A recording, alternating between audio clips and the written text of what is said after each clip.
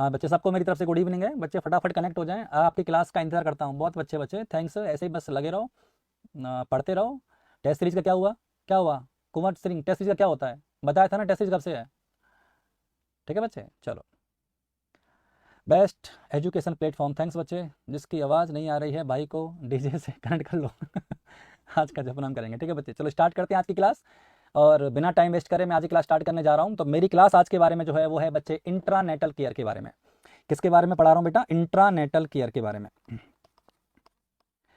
अब आपको मैंने ये जो कमेंट्स हैं ये मैंने स्लो मोड हटा दिया है। एक रीजन याद रखना, स्लो मोड हटाने का पर्पज़ यही था कि आपको जो परेशानी हो रही थी वो दोबारा नहीं हो। पर अगर वापस से आपने फालतू कमेंट किए तो मैं उसको तो ब्लॉक कर ही दूंगा।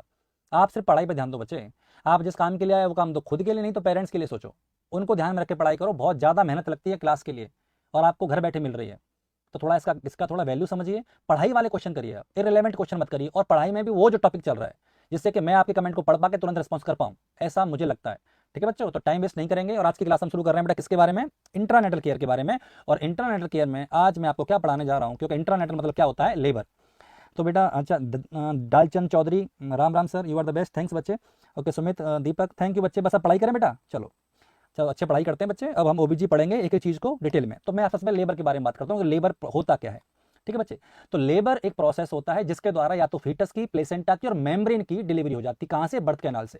तो बहुत सिंपल डेफिनेशन है, मैंने कोई बहुत ज्यादा इसमें जोड़ तोड़ के डेफिनेशन नहीं बनाई है। ये प्रोसेस है जिसके द्वारा सबका, फीटस का, प्लेसेंटा का और मेम्ब्रेन का, तीनों का एक्सपल्सन हो जाता है through the birth canal. This process is known as labour. तो एक बार मैं लिख देता हूं, ये कौन सा प्रोसेस है? ये एक वो प्रोसेस है बाय विच, जिसके द्वारा किस किस का बेटा? आंसर है फीटस का, अच्छा फिर किसका? प्लेसेंटा का, अच्छा और मेम्ब्रेन का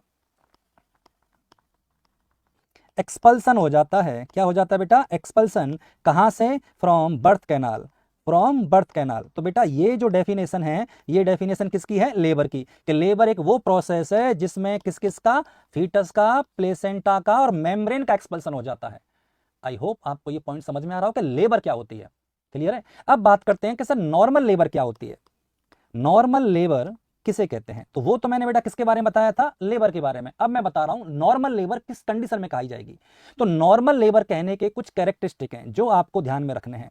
यानी आप उसी को नॉर्मल लेबर कहोगे जो मैं यहां पे लिख रहा हूं, यानी वो जो इन शर्तों को पूरी कर रहे हैं। आई होप आपको समझ में आ रहा होगा बेटा कौन कौन सी शर्तें। सबसे पहले जो लेबर है वो कब स्टार्ट होनी चाहिए? तो labour start between 37 and 42 weeks. 37 से लेके 42 वीक के बीच में जो लेबर स्टार्ट होती है वो लेबर कहलाती है नॉर्मल। पहली बात, ठीक है बच्चे, यानी कि इसके इतने वीक के बीच में लेबर होना जरूरी है, नहीं तो पहले प्री टर्म और बाद में पोस्ट मैच्योरिटी कहलाती है, वो नॉर्मल लेबर में कंसीडर नहीं होती। ठीक है बच्चे, अब क्या है इसका जो ऑनसेट है, अगर मैं बात करूं कि अगर जो लेबर है इसका ऑनसेट कैसे होगा। एक तो होता है मुझे लेबर इंड्यूस करनी पड़ती है, इसे इंड्यूस्ड लेबर कहते हैं, इंडक्शन ऑफ लेबर कहते हैं। एक लेबर वो होती है जो अपने आप हो जाती है, तो इसका ऑनसेट अपने आप होना चाहिए, मुझे इंड्यूस करने की जरूरत नहीं पड़नी चाहिए। तो बेटा इसे क्या कहते हैं? Spontaneous onset. यानी स्पॉन्टेनियस होना चाहिए बेटा क्या? ऑनसेट, यानी अपने आप स्टार्ट हो जाए। कौन? लेबर। तो स्पॉन्टेनियस ऑनसेट होगा, वही कैसी कहलाएगी? Normal labour. क्लियर है? और नॉर्मल लेबर में जो फीटस होता है, नॉर्मल लेबर के अंदर जो फीटस होता है उसका बटेक्स प्रेजेंटेशन होना चाहिए, वो नॉर्मल लेबर में कंसीडर होगा। ठीक है बच्चे, वो लेबर जो 18 घंटे से पहले खत्म हो जाए, यानी ज्यादा लंबी न चले, उस प्रकार की लेबर को बेटा क्या कहते हैं? Normal labour. जो 18 घंटे से ज्यादा चल जाए वो नॉर्मल लेबर नहीं होती है। और जिसके अंदर कॉम्प्लिकेशन ना हो, मां और बच्चे के लिए कॉम्प्लिकेशन ना हो, यानी नो कॉम्प्लिकेशन। तो हम ये कह देते हैं कि सब कुछ नॉर्मली चला गया। ठीक है बच्चे, तो कॉम्प्लिकेशन किसी के लिए नहीं होनी चाहिए, मां के लिए भी नहीं होनी चाहिए और फीटस के लिए भी नहीं होनी चाहिए। ये सारी कंडीशन बेटा कौन पूरी करता है? नॉर्मल लेबर पूरी करती है। आई होप आपको समझ में आ गया कि नॉर्मल लेबर किस कंडीशन में कही जाएगी। लेबर नॉर्मल का मतलब ये नहीं कि बच्चा नीचे से आ रहा है वो नॉर्मल लेबर हो गई, फिर वो लेबर हो गई। नॉर्मल लेबर का मतलब है किन किन चीजों को पूरा करे। आई होप आपको समझ आया बच्चे। स्पॉन्टेनियस, ठीक है बच्चे, ओके बहुत बढ़िया।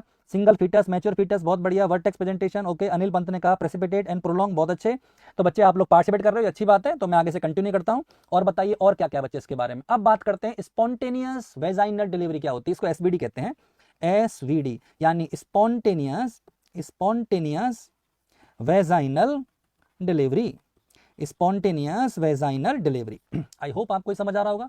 तो बच्चे ये क्या होती है? स्पॉन्टेनियस वेजाइनल डिलीवरी क्या होती है? इसके अंदर जो लेबर है वो स्टार्ट हो गई है विदाउट यूजिंग ड्रग और विदाउट यूजिंग एनी टेक्निक। तो अगर कोई भी लेबर अपने आप हो जाए, यानी without use of without use of, ना तो मैंने क्या जरूरत पड़ी इंड्यूस करने के लिए, ना तो मुझे ड्रग की जरूरत पड़ रही है, ना मुझे किसी दूसरी टेक्निक की जरूरत पड़ रही है, तो मुझे इनकी जरूरत नहीं पड़ रही, ये अपने आप स्टार्ट हो जाए। स्पॉन्टेनियस का मतलब ही अपने आप होता है, मतलब इसके अंदर ड्रग की जरूरत भी नहीं है और इसके अंदर किसी टेक्निक की जरूरत भी नहीं है। इस प्रकार की लेबर बेटा क्या कहलाती है? आंसर है स्पॉन्टेनियस वेजाइनल डिलीवरी, जिसमें मुझे किसी और की सहायता की जरूरत नहीं पड़ती, ना ड्रग की सहायता लेनी है और ना मुझे किसकी सहायता लेनी है बेटा? टेक्निक किसी की। टेक्निक मतलब आप समझ रहे हो ना, जैसे कि फोर्सेप डिलीवरी है, वेंटोस डिलीवरी है, उन सब की मैं बात कर रहा हूं, ठीक है। अब एसवीडी के बाद बेटा क्या होती है? एवीडी। अब एवीडी क्या होता है? Assisted vaginal delivery, assisted vaginal delivery, इसे एवीडी कहते हैं। असिस्टेड वेजाइनल डिलीवरी क्या होती है बच्चे? असिस्टेड वेजाइनल डिलीवरी वह होती है जहां पर आपको लेबर में ड्रग और टेक्निक का यूज करना पड़ता है, जिसका मतलब आपको इसमें यूज करना पड़ेगा, यूज ऑफ किसका? ड्रग का भी यूज करना पड़ेगा और टेक्निक का भी यूज करना पड़ेगा, हाँ या ना? अगर आपको इन दोनों का यूज करना पड़ेगा। टेक्निक में मैं फोर्सेप डिलीवरी भी काम में ले सकता हूं। और बेटा sir free live test connect करवाओ। आशीष शर्मा मैंने डेट दे दी है बच्चे, आपने क्लास देख लिया करो भाई। इसको कोई बता दो मैंने कौन सी डेट दी है। पहला टेस्ट 14 तारीख को है। यूट्यूब चैनल पे जाके मेरा पोस्टर पड़ा है, वो देख लेना, ठीक है बच्चे। आधी चीजें मत पूछा करो, पहले देख लिया करो, मैं अनाउंस कर चुका हूँ। पाए लागू गुरुजी, थैंक्स बच्चे। तो फोर्सेप और ये क्या बच्चे? ये है एक तो फोर्सेप डिलीवरी और एक कौन सी? वैक्यूम डिलीवरी है। ये जो टेक्निक है इसकी मदद से जो डिलीवरी की जाती है उसको असिस्टेड डिलीवरी कहते हैं, जिसमें हेल्प की जाती है। तो बच्चे आपको समझ में आ गया होगा कि नो स्पॉन्टेनियस डिलीवरी क्या होती है और एवीडी क्या होता है। एवीडी का मतलब है असिस्टेड, यानी किसी की मदद की जरूरत पड़ रही है मुझे। मदद मैं किसी फॉर्म में ले सकता हूँ, या तो मैं ड्रग के फॉर्म में ले रहा हूँ या किसी टेक्निक के फॉर्म में ले रहा हूँ। आई होप इतना आप समझ गए होंगे। ये बहुत इंपॉर्टेंट डेफिनेशन है। आपको लगता है कि आपको आती है, पर आपको इनका अंतर नहीं पता क्या अंतर है, ठीक है बच्चे। Okay, now what is process of labour की मैं बात करूं तो बेटा लेबर के प्रोसेस में जो कंपोनेंट पूछे जाते हैं कि प्रोसेस ऑफ लेबर में कितने कंपोनेंट होते हैं, तो प्रोसेस ऑफ लेबर के 4 कंपोनेंट होते हैं जिनको 4P के नाम से कहते हैं। तो आपसे पूछा जाए हेडिंग क्या है बेटा? हेडिंग है अभी मेरी components of which one? Labour process. Component of labour process, जो लेबर का प्रोसेस होता है उसके कंपोनेंट बताइए। तो बेटा उसके कंपोनेंट होते हैं 4P। 4P कंपोनेंट होते हैं, जिनको आप कौन कौन से मैं बता दूं। सबसे पहला कंपोनेंट है पावर। अब पावर से मतलब क्या है? पावर से मतलब फोर्स। अब फोर्स से मतलब क्या है? फोर्स से बच्चे बेटा ये मतलब है कि आपका जो यूट्रस है वो कितने फोर्स के साथ पुश कर रहा है फीटस को। समझ में आ रहा है बच्चे? तो पावर का मतलब बेटा क्या हो गया? फोर्स हो गया। क्या हो गया? फोर्स। और फोर्स का मतलब क्या हो गया? फोर्स का मतलब है कि involuntary uterine contraction to push the foetus out, यानी इनवॉलेंट्री कॉन्ट्रैक्शन हो रहे हैं किसके अंदर? यूटेराइन के अंदर, यूट्रस के अंदर। क्यों हो रहे हैं? To push the foetus, foetus को बाहर पुश करने के लिए। जितना वो पुश कर रहा है वो उसकी पावर कहलाती है। और ये प्रोसेस का बहुत इंपॉर्टेंट कंपोनेंट है कि अगर ये नहीं होगा तो लेबर भी नहीं होगी। समझ में आ रहा है बच्चे? तो क्या हो गया? इनवॉलेंट्री। क्या हो गया बेटा? Involuntary contraction. Involuntary contraction of uterus किस लिए कर रहे हैं बेटा? To push out foetus, foetus को बाहर पुश करने के लिए। सर न्यू बॉर्निंग बैच कब से स्टार्ट हो रहा है बेटा? Power message by sir test series कहाँ पे होगा? यूट्यूब पर है, पर ऐप पे बेटा? यूट्यूब पे टेस्ट सीरीज कैसे होती है? टेस्ट सीरीज तो ऐप पे होगी ना, ऐप को डाउनलोड करो और वहां पे जाके देखो बच्चे आप टेस्ट। 14 तारीख को पहला टेस्ट है, मैं दोबारा बोल देता हूँ। 14 दिसंबर को 11 AM से 5 PM के बीच में CHO का फर्स्ट टेस्ट होने जा रहा है। आप सब लोगों को मैं पहले अनाउंस कर चुका हूं, मेरे बाद सुरेश सर ने भी अनाउंस किया था। तो कृपया करके कनेक्ट रहा करिए, क्लास रोज देखा करिए, जिससे आप अपडेट रहें कि जिन्होंने क्या क्या एफर्ट ले रहा है आप लोगों के लिए। तो ये पावर जो है बच्चे, वो पावर क्या है? ये फोर्स ऑफ कॉन्ट्रैक्शन है, जिसकी वजह से यूट्रस को फीटस को बाहर पुश किया जाता है। क्लियर? इसके बाद सेकंड कौन सा है बेटा? सेकंड है पैसेंजर। और पैसेंजर कौन होता है? लेबर का पैसेंजर कौन है? फीटस। लेबर का पैसेंजर कौन होता है? फीटस। तो सेकंड P का मतलब हो गया पैसेंजर, और पैसेंजर का मतलब मैं आपको बता चुका हूं क्या है? फीटस। आई होप आपको समझ आ रहा होगा। मुझे आपने कहा फीटस में कैसे? फीटस कैसे डिसाइड करता है लेबर प्रोसेस को? फीटस डिसाइड करता है लेबर के प्रोसेस को, फीटस का साइज डिसाइड करता है, फीटस की पोजीशन डिसाइड करती है कि लेबर कैसी होगी। अरे है ना, फीटस का प्रेजेंटेशन डिसाइड करता है कि लेबर कैसी होगी। यानी कि फीटस की कई सारी चीजें हैं जो डिसाइड करती हैं लेबर को। इसलिए पैसेंजर यानी फीटस लेबर प्रोसेस का बहुत इंपॉर्टेंट कंपोनेंट है, क्योंकि अगर साइज एबनॉर्मल है तो लेबर भी एबनॉर्मल हो सकती है, अगर पोजीशन एबनॉर्मल है तो लेबर भी एबनॉर्मल हो सकती है, प्रेजेंटेशन भी अगर एबनॉर्मल है तो लेबर भी एबनॉर्मल हो सकती है। यानी कि फीटस के ये जो पैसेंजर के कुछ कैरेक्टरिस्टिक हैं वो डिसाइड करते हैं कि लेबर का प्रोसेस कैसे करवाना है। बात समझ में आ रही है बच्चे? लेबर का प्रोसेस कैसे होगा, इस बात पे डिसाइड करने वाला दूसरा कौन सा हो गया? पैसेंजर। पहला क्या था बेटा? पावर। कॉन्ग्रेचुलेशन हंसू एडवांस, ठीक है बच्चे। पाथवे ओके, 10 को एग्जाम है सर VLWBC का। हाँ ठीक है, अच्छे से बेटा करके आना सब लोग, ठीक है, अच्छी बात। और बताइए, और बेटा कौन सा है? एक पी कौन सा था? पावर। दूसरा कौन सा था? पैसेंजर। तीसरा है पैसेज। पैसेज के अंदर क्या होगी? पैसेज किसे, जिस रास्ते से बच्चा गुजरता है, फीटस गुजरता है, उसको पैसेज कहते हैं। और फीटस जिससे गुजरता है वो बर्थ कैनाल होती है। वो क्या होती है? बर्थ कैनाल होती है। तो बेटा बर्थ कैनाल को ही क्या कहते हैं? हम पैसेज कहते हैं, या आप इसे पेल्विस कह सकते हो, क्योंकि बच्चा गुजरेगा कहां से? पेल्विस से। तो बच्चे को पेल्विस से गुजरना है, इसलिए हम उसे क्या कह सकते हैं? पैसेज। अब अगर पैसेज ही पूरा एडिक्वेट साइज का नहीं है, पेल्विस ही एबनॉर्मल शेप और साइज की है, समझ में आ रहा है बच्चे, तो फिर प्रॉब्लम होगी किसमें? लेबर के अंदर। कैसे? अगर पेल्विस का साइज एबनॉर्मल है, कॉन्ट्रैक्टेड पेल्विस नाम सुना होगा आपने, ठीक है बच्चे, पेल्विस की शेप ही अलग है, प्लेटिपॉइड, समझ आ रहा है, एंड्रॉइड, ऐसी पेल्विस है, तो फिर वो डिलीवरी के लिए प्रॉपर नहीं है, लेबर उसमें मुश्किल हो जाएगी। तो अगर लेबर का पेल्विस का साइज और पेल्विस का शेप ये डिसाइड करता है कि लेबर कैसी होनी है, समझ आ रहा है बच्चे। तो अगर पेल्विस का साइज एबनॉर्मल है तो भी यानी कॉन्ट्रैक्टेड पेल्विस, समझ आ रहा है ना, सक्रिय पेल्विस कहते हैं इसको। और अगर शेप एबनॉर्मल है तो यानी उसकी जो इनलेट है, जो कैविटी है, उसका शेप बिगड़ जाएगा, चेंज हो जाएगा, अलग अलग शेप की है। फीमेल की गायनेकॉइड होती है, इसके अलावा जितनी भी हैं वो लेबर के लिए उपयुक्त नहीं है। जैसे पुरुष की है, क्या होती है? पुरुष की पेल्विस एंड्रॉइड कहलाती है। मोबाइल भी है और मोबाइल भी एंड्रॉइड है और उसकी पेल्विस भी एंड्रॉइड है, ठीक है बेटा। तो इस केस के अंदर हम ये बता रहे हैं कि साइज और शेप अगर एबनॉर्मल है तो पेल्विस को लेबर को डिसाइड करेगा कौन? पैसेज। और इसके बाद फोर्थ नंबर पे साइक। साइक मतलब बेटा क्या होता है? साइकी मतलब क्या होता है? साइकी मतलब उस माँ की मनोदशा। उस माँ की मनोदशा कैसे होती है कि अगर उसकी जो साइकोलॉजी है, उसकी जो साइकोलॉजी है लेबर को लेके, अगर वो सही नहीं है, यानी वो पहले से नेगेटिव है, उसे पता है कि लेबर में बहुत पेन होगा, मैं नहीं सहन कर पाऊंगी, तो उसका भी उसकी लेबर पर फर्क पड़ता है। स्ट्रेस की वजह से लेबर प्रभावित होती है, समझ आ रहा है। तो ये जो मैटरनल साइकोलॉजिकल रेस्पॉन्स है, मैटरनल साइकोलॉजिकल, बेटा गुरु साहब को प्रणाम मेरी तरफ से। गायनेकॉइड, एंड्रो, एंथ्रोपॉइड बहुत बढ़िया, मेल एंड्रॉइड बहुत बढ़िया, सरोज मदर रेडीनेस बहुत अच्छे। मॉर्निंग बैच बेटा अभी नहीं है राजू, अभी इवनिंग बैच स्टार्ट होगा, ठीक है। चलो उसके बारे में बात करेंगे, अभी पढ़ते रहिए आप, ठीक है। प्लेसेंटा का और एंडर नहीं होगा क्या? 5P नहीं बेटा, प्लेसेंटा नहीं है, ठीक है, 4P है इसके अंदर, ठीक है। तो चलो मैटरनल जो साइकोलॉजिकल एस्पेक्ट है या जो रेस्पॉन्स है वो क्या डिसाइड करता है लेबर के प्रोसेस को। तो जो मादा है उसकी मनोदशा क्या है लेबर को लेके, उसकी सोच क्या है लेबर को लेके, वो कितना डरी हुई है, इस बात पे भी लेबर को निर्भर करना होता है। तो बेटा कितने हो गए? 4P हो गए। 4P वो क्वेश्चन कैसा बनेगा? Which is not a component, which is not a component of labour process. वो 3P दे देगा और 1P कुछ और कह देगा, 1P की जगह प्लेसेंटा कर देगा, जैसे बच्चे ने बताया, और कहेगा कौन सा कंपोनेंट नहीं है। तो आपको पता होना चाहिए कि कंपोनेंट कौन कौन से हैं, समझ आ रही है बच्चे। तो कौन कौन से कंपोनेंट है ये पता होंगे तभी तो हम आगे चीजें करेंगे।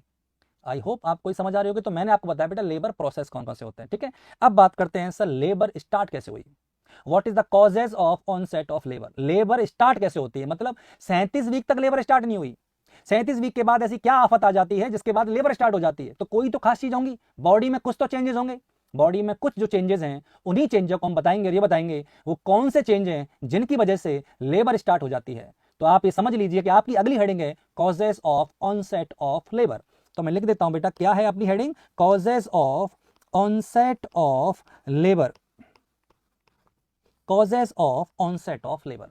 आई होप आपको इतना समझ में आ गया होगा। तो हम कॉजेस बताएंगे आपको कौन कौन से हैं बेटा, ठीक है। Cortisone foetus, power presentation, Anju Salvi quote, और ठीक है उम्मीद चंद्रा, गैप जंक्शन, वो सब बेटा आपको पता पड़ जाएगा टाइम आने पर। Increase prostaglandin level, medico, Anil वाला, गुड इवनिंग सर, बेटा सबको गुड इवनिंग। चलो फटाफट सब लोग कनेक्ट हो जाओ, सब लोग अभी तक लाइक शेयर सब्सक्राइब जरूर कर देना चैनल को। अच्छा, पहला कॉज क्या है लेबर को स्टार्ट करने का? पहला है यूटेराइन स्ट्रेच थ्योरी। क्या है? Uterine stretch theory. Uterine stretch theory क्या होती है बच्चे? जब यूट्रस में, आप समझो यूट्रस क्या होता है बेटा, एक हॉलो ऑर्गन होता है, ठीक है। अब हॉलो ऑर्गन है यूट्रस, तो फीटस इसके अंदर है, मेरी बात समझना। फीटस इस यूट्रस को बाहर धकेल रहा है। इस यूट्रस के साइज को बढ़ने के पीछे रीजन क्या है? फीटस के साइज का बढ़ना। तो फीटस इसको बाहर की तरफ खींचता है और यूट्रस वापस अपने नॉर्मल शेप में आना चाहता है, है ना। तो जब ये जो फीटस है जब ये अपनी मैक्सिमम ग्रोथ कर चुका होता है, तब यूट्रस मैक्सिमम एक्सपांड हो चुका होता है, उसके बाद वो वापस अपनी शेप में आना चाहता है, तो फोर्स लगाता है वापस शेप में आने के लिए। और जब वो वापस शेप में आने के लिए फोर्स लगाता है तो इस फोर्स को कॉन्ट्रैक्शन कहते हैं। और जैसे ही कॉन्ट्रैक्शन के फोर्स बढ़ते हैं, जैसे ही कॉन्ट्रैक्शन के फोर्स बढ़ते हैं, पेन स्टार्ट हो जाते हैं, जिनको आप लेबर पेन कहते हो। समझ में आ रहा है? यूट्रस एक्सटेंड हुआ ड्यू टू फीटस। अब यूट्रस वापस अपनी शेप में आना चाहता है क्योंकि यूट्रस स्ट्रेच हो चुका। जितना उसको स्ट्रेच होना था वो हो चुका, अब वो वापस अपनी शेप में आना चाहता है, तो वो अपनी शेप में आने के लिए कॉन्ट्रैक्शन करेगा, क्योंकि मस्कुलर ऑर्गन है। यूट्रस जो है वो मस्कुलर ऑर्गन है, आपको पता है, हॉलो है पर मस्कुलर है। दीवारें मायोमेट्रियम की हैं जिसके अंदर मसल्स फाइबर पाए जाते हैं, और मसल्स फाइबर में लिविंग लाइगेचर पाए जाते हैं, जो कि आपको पता होना चाहिए। तो लिविंग लाइगेचर में क्या होगा, कॉन्ट्रैक्शन होगा, मसल्स फाइबर में कॉन्ट्रैक्शन होगा, तो वो इसलिए होगा कि वो अपनी शेप में जाना चाहते हैं। इसी कॉन्ट्रैक्शन में फोर्स बढ़ जाता है, और इसी फोर्स की वजह से लेबर पेन स्टार्ट हो जाते हैं, और जैसे लेबर पेन स्टार्ट होते हैं लेबर स्टार्ट हो जाती है। तो आपको ये समझ में आ जाना चाहिए कि हम ये बता रहे हैं कि लेबर क्यों स्टार्ट हुई। तो इसका पहला है यूटेराइन स्ट्रेस थ्योरी। कौन सी बेटा, यूटेराइन स्ट्रेस थ्योरी, यानी यूट्रस वापस से अपनी शेप में आना चाहता है, जिससे कॉन्ट्रैक्शन बढ़ाता है, फोर्स बढ़ता है, तो बच्चे पेन स्टार्ट हो जाते हैं। आई बात समझ में आपको, इतना आपको समझ में आ गया होगा। दूसरा कौन सा है बच्चे, अगला है ऑक्सीटोसिन थ्योरी। Oxytocin theory. अब ये जो ऑक्सीटोसिन थ्योरी है, ये कैसे लेबर को स्टार्ट करती है बच्चे, फॉर्मेशन ऑफ गैप जंक्शन। हाँ बेटा सही कह रहा है अनिल पंत, मुझे पता है, सब पता है, ठीक है बच्चे, चलो बहुत बढ़िया। सिफेलिक, फर्गुसन रिफ्लेक्सेस, बहुत अच्छे। तो अभी बेटर ये है कि आप इन चीजों पर करो जो मैं आपको बता रहा हूं, ठीक है बच्चे, ओके। तो ऑक्सीटोसिन थ्योरी क्या होती है, ऑक्सीटोसिन थ्योरी क्या होती है, जैसे प्रेशर ऑन सर्विक्स, जैसे ही फीटस का प्रेशर किस पर पड़ता है, सर्विक्स पर पड़ता है, stimulate to release oxytocin from maternal posterior pituitary. मतलब जैसे ही फीटस का प्रेशर सर्विक्स पे पड़ता है, क्योंकि फीटस का साइज बड़ा हो रहा है तो उसका वेट ज्यादा हो रहा है, तो जैसे ही फीटस का प्रेशर किस पे पड़ेगा, सर्विक्स पे, और इस सर्विक्स के फीटस, सर्विक्स क्या है, फिर सर्विक्स में क्या होगा, कॉन्ट्रैक्शन चाहिए किसको, यूट्रस को। अगर आपने सर्विस को लूज छोड़ा और ऊपर से हेड आ गया तो फिर तो नीचे निकल जाएगा वो, ऐसा नहीं होता। तो आगे सर्विस क्या होती है, टाइट होती है, उस पर जो प्रेशर पड़ रहा है, उस प्रेशर की वजह से ऑक्सीटोसिन रिलीज होता है, कहां से, पिट्यूटरी ग्लैंड से। समझ आया बच्चे। अब जैसे ही क्या होता है, ऑक्सीटोसिन रिलीज होता है, और एंड ऑफ प्रेगनेंसी के टाइम पर क्या होता है, जो यूट्रस होता है वो मोर सेंसिटिव हो जाता है, किसके लिए, ऑक्सीटोसिन के लिए। तो दोनों चीजें हो गई, ऑक्सीटोसिन के लिए जो यूट्रस है वो ज्यादा सेंसिटिव हो गया, समझ आ रहा है, और प्रोडक्शन ऑफ ऑक्सीटोसिन भी ज्यादा हो गया। तो दोनों चीजें हो गई हैं, किसमें, प्रोडक्शन ऑफ ऑक्सीटोसिन भी ज्यादा हो गया, अरे है ना। और यूट्रस जो यूट्रस क्या था, सेंसिटिव था, uterus sensitivity increase for oxytocin, तो बेटा वो भी ऑक्सीटोसिन के लिए बढ़ गया। अब तो बहुत अच्छी बात हो गई, यूट्रस ऑक्सीटोसिन को पहचान भी रहा है, उसके लिए रेस्पॉन्स भी कर रहा है, और ऑक्सीटोसिन ज्यादा बन भी रहा है, ऑक्सीटोसिन ज्यादा बन रहा है और यूट्रस उसको रेस्पॉन्स भी कर रहा है, तो फिर तो काम वही होगा जो ऑक्सीटोसिन का काम होता है। ऑक्सीटोसिन क्या करता है, कॉन्ट्रैक्शन इन मसल फाइबर, मसल फाइबर में कॉन्ट्रैक्शन करता है, जिससे यूट्रस में कॉन्ट्रैक्शन स्टार्ट हो जाते हैं, और यूट्रस में कॉन्ट्रैक्शन स्टार्ट होते हैं तो लेबर पेन स्टार्ट हो जाता है। तो आपको ये पता है, पहला था यूट्राइन स्ट्रेस थ्योरी, दूसरा है ऑक्सीटोसिन थ्योरी। और ऑक्सीटोसिन थ्योरी के अंदर बेटा क्या हो रहा है कि एक तो ज्यादा बन रहा है ऑक्सीटोसिन, और एक यूट्रस ज्यादा सेंसिटिव हो गया है, किसके लिए, ऑक्सीटोसिन के लिए, इसलिए ऑक्सीटोसिन का बेटर इफेक्ट आ रहा है। और बेटर इफेक्ट क्या होता है, कॉन्ट्रैक्शन इन मसल्स फाइबर, और मसल्स फाइबर में कॉन्ट्रैक्शन होंगे तो बेटा लेबर पेन स्टार्ट होगा। आई होप आपको ये समझ आई होगी। नंबर 2, नंबर 3 पे बेटा, गुड इवनिंग आकाश राय, बेटा गुड इवनिंग, टेस्ट सीरीज कब स्टार्ट होगी, बहुत बढ़िया, carry on. Oxytocin help in contraction, ठीक है बच्चे, बहुत बढ़िया, ओके राधेश्याम, सब बच्चे ओके, ठीक है, गुड। तो नाउ बेटा नंबर 3 कौन सा है, नंबर 3 है प्रोजेस्टेरोन डिप्राइवेशन थ्योरी। कौन सा है, प्रोजेस्टेरोन डिप्राइवेशन थ्योरी। आपको अच्छे से पता होना चाहिए कि प्रोजेस्टेरोन को प्रेगनेंसी हार्मोन कहते हैं, यानी प्रोजेस्टेरोन बहुत जरूरी है प्रेगनेंसी को मेंटेन करने के लिए। यानी प्रोजेस्टेरोन की बात करूं तो ये किसके लिए जरूरी है, मेंटेनेंस ऑफ प्रेगनेंसी, प्रेगनेंसी को प्रेगनेंसी को मेंटेन रखने के लिए प्रोजेस्टेरोन जरूरी है। समझ में आ रहा है। बट होता क्या है बच्चे, ध्यान सुनना, एंड ऑफ प्रेगनेंसी में, एंड ऑफ प्रेगनेंसी की तरफ क्या होता है, जैसी एंड ऑफ प्रेगनेंसी होती है ना, वैसी बेटा क्या होता है, कॉर्टिसोल का लेवल बढ़ जाता है।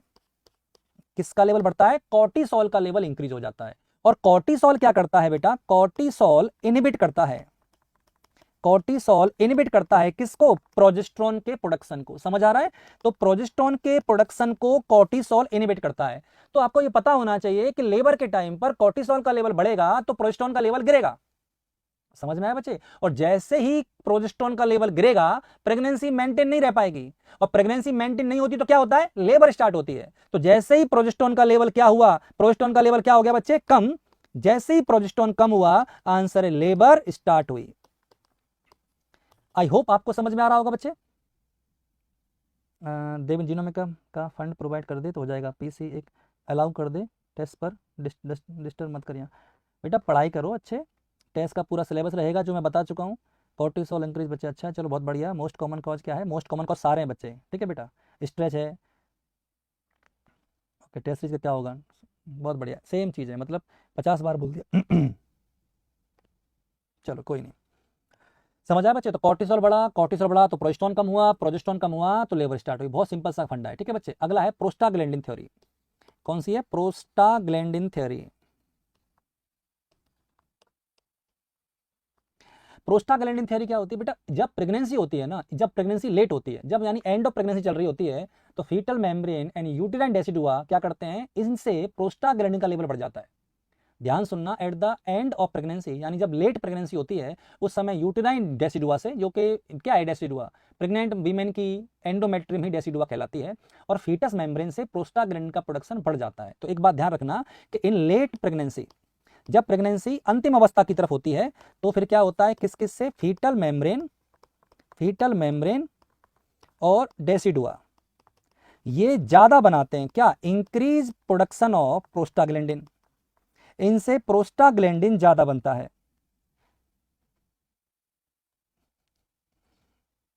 इनसे प्रोस्टाग्लैंडिन ज्यादा बनता है, ठीक है बच्चे। अब प्रोस्टाग्लैंडिन ज्यादा बनेगा तो इससे क्या होगा? प्रोस्टाग्लैंडिन ज्यादा बनेगा तो फिर बच्चे प्रोजेस्टेरोन गिरेगा। ये उल्टा है। देखो एक बात बता दूं मैं आपको, प्रोजेस्टेरोन की किसी से बनती नहीं है। प्रोजेस्टेरोन है ना, अलग ही टाइप का हार्मोन है। जब ये बढ़ता है तो सब कम होते हैं, और जब सब बढ़ते हैं तो ये कम होता है। तो जैसे ही प्रोस्टाग्लैंडिन बढ़ा, इससे क्या हो गया बच्चे? Decrease progesterone. इससे प्रोजेस्टेरोन क्या हो जाएगा? डिक्रीज हो जाएगा। और जैसे ही प्रोजेस्टेरोन डिक्रीज हुआ, लेबर स्टार्ट लेबर क्या हो जाएगी बेटा? स्टार्ट हो जाएगी। बात समझ में आ रही है? तो बहुत सिंपल सा फंडा है कि प्रोस्टाग्लैंडिन कौन बना रहा है? एक तो डेसिडुआ बना रहा है, और एक बेटा क्या बनाएगा? फीटल मेम्ब्रेन बनाएगी। इनसे इंक्रीज हो जाएगा प्रोडक्शन किसका? प्रोस्टाग्लैंडिन का। प्रोस्टाग्लैंडिन बढ़ेगा तो फिर प्रोजेस्टेरोन कम होगा, और जैसे ही प्रोजेस्टेरोन कम हुआ, लेबर स्टार्ट हो जाएगी। समझ आ रहा है बच्चे? ओके बेटा पढ़ ले अभी तू, ठीक है। हाँ ईस्ट्रोजन बढ़ेगा, नहीं कमी नहीं होगी, ठीक है बच्चे। चलो ईस्ट्रोजन बढ़ता है, और मान लेते हैं इसमें कॉज और है ageing of placenta. Ageing of placenta, देखो बच्चे प्लेसेंटा सेल से बना जीवित स्ट्रक्चर है। कोई प्लेसेंटा प्लास्टिक का तो है नहीं कि बाहर से डलवा लो दूसरा। ये जो है वो प्रॉपर सेल का बना होता है, और दुनिया में जितनी भी सेल है ना बूढ़ी होती है। यानी अगर जीवित सेल है तो उसमें बुढ़ापे का असर आएगा जरूर, चाहे 100 साल बाद है चाहे 500 साल बाद है। तुम में 60 साल बाद आ जाता है, कछुए में तो 250 साल बाद आता है, पर हर सेल जो जीवित है बूढ़ी जरूर होगी। तो प्लेसेंटा बूढ़ा होगा, प्लेसेंटा बूढ़ा होगा तो एफिशिएंसी कम होगी। अब एफिशिएंसी कम होगी तो बेटा ब्लड सप्लाई प्रॉपर नहीं होगी, और इसी मैकेनिज्म को फॉलो करके लेबर पेन स्टार्ट हो जाते हैं।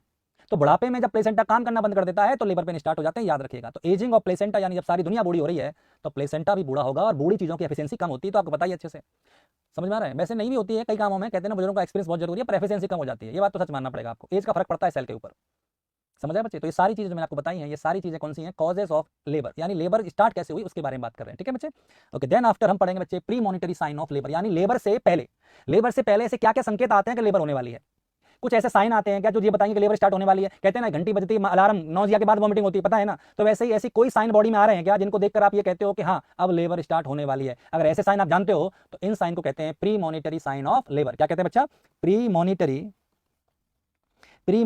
Sign of labour, premonitory sign of labour कहते हैं। आई होप आपको ये समझ में आ गया हो बच्चे। Premonitory sign of labour, मैंने कहा ये क्या? ये कुछ ऐसे हैं जो कौन से, ये जो प्री मॉनिटरी साइन है ना बच्चे, वो 2 से 3 वीक पहले आते हैं। तो ये आते हैं 2 to 3 weeks before, 2 to 3 weeks before onset of labour. Labour के स्टार्ट होने से 2 से 3 वीक पहले जो दुनिया में जितनी भी सेल है ना बूढ़ी होती है।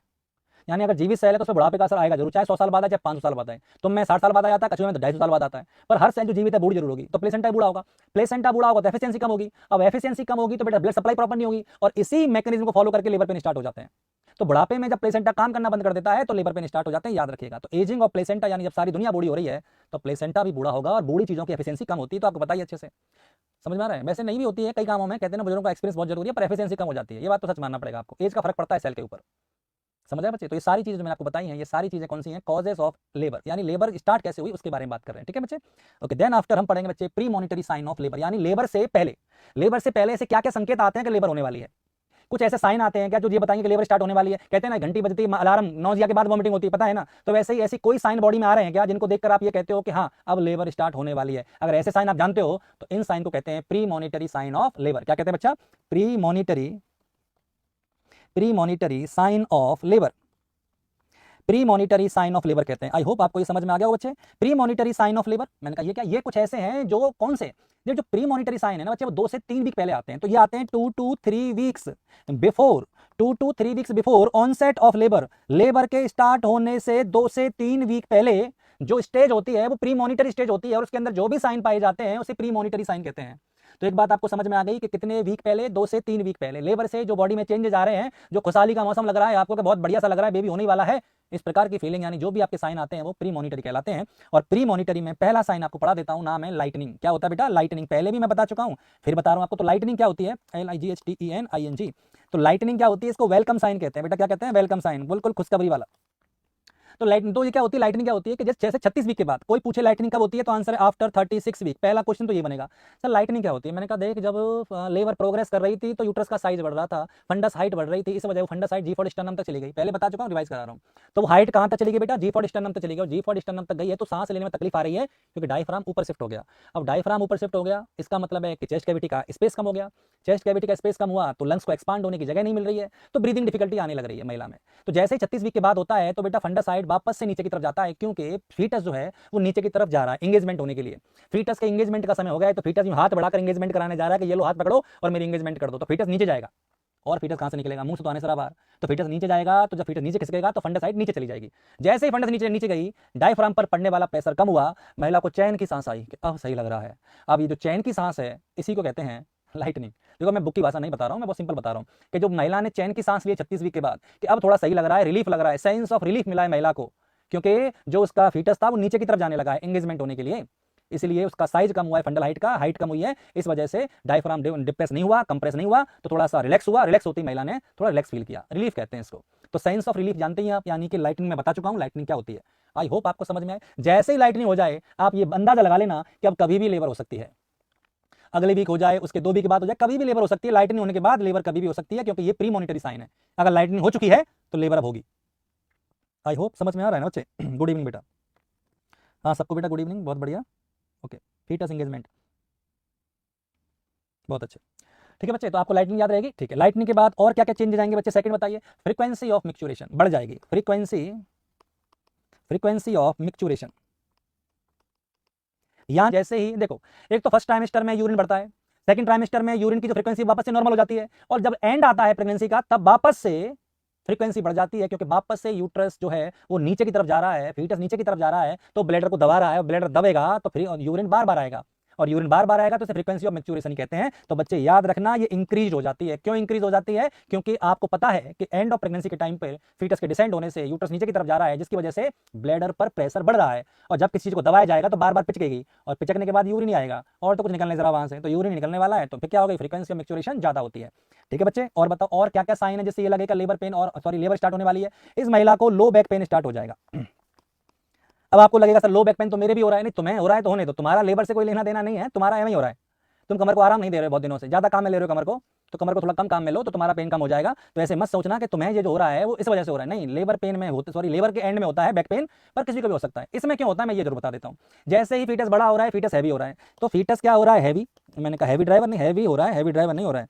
तो जैसे ही फीटस क्या हुआ? हैवी। मैंने कहा इससे क्या होगा? वो जाएगा ड्रॉप होकर कहां जाएगा? नीचे। अब वो नीचे जाएगा तो फिर वो क्या करेगा? यूटेराइन पर और पेल्विस लिगामेंट पर क्या डालेगा? प्रेशर डालेगा। तो यानी वो क्या करेगा? स्ट्रेच करेगा। क्या करेगा? स्ट्रेच करेगा।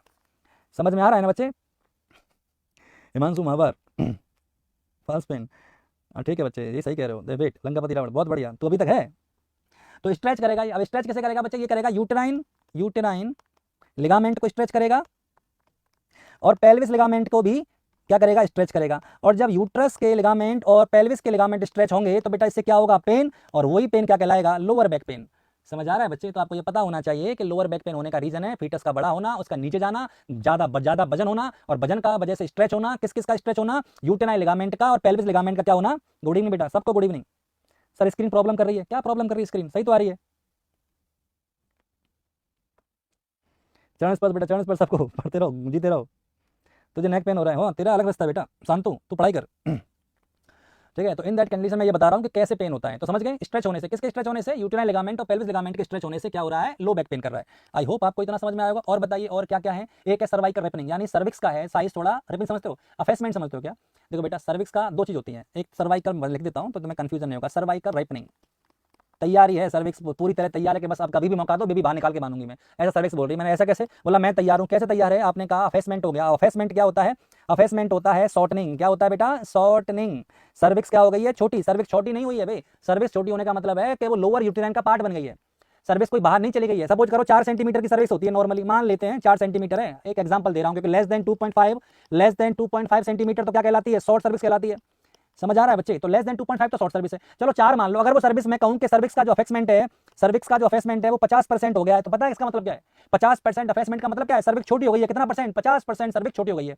कहां चली गई है ये सर्विस? ये सर्विस लोअर यूटेराइन सेगमेंट का पार्ट बन गई है। किसका पार्ट बन गई है? लोअर यूटेराइन सेगमेंट का पार्ट बन गई है। बात समझ में आ रही है मेरी? तो बेटा जब लोअर यूटेराइन सेगमेंट का पार्ट बनेगी तो 50% गई 4 में से, तो 2 सेंटीमीटर बची है, और 2 सेंटीमीटर पार्ट बन गई है। किसका पार्ट बन गई है? लोअर यूटेराइन सेगमेंट का। तो जैसे ही वो लोअर यूटेराइन सेगमेंट का पार्ट बन जाती है, इसे कहते हैं अफेसमेंट। तो जब बेटा अफेसमेंट हो जाए तो आप समझ लेना कि लेबर कभी भी हो सकती है, लेबर कभी भी स्टार्ट हो सकती है। क्लियर बच्चे?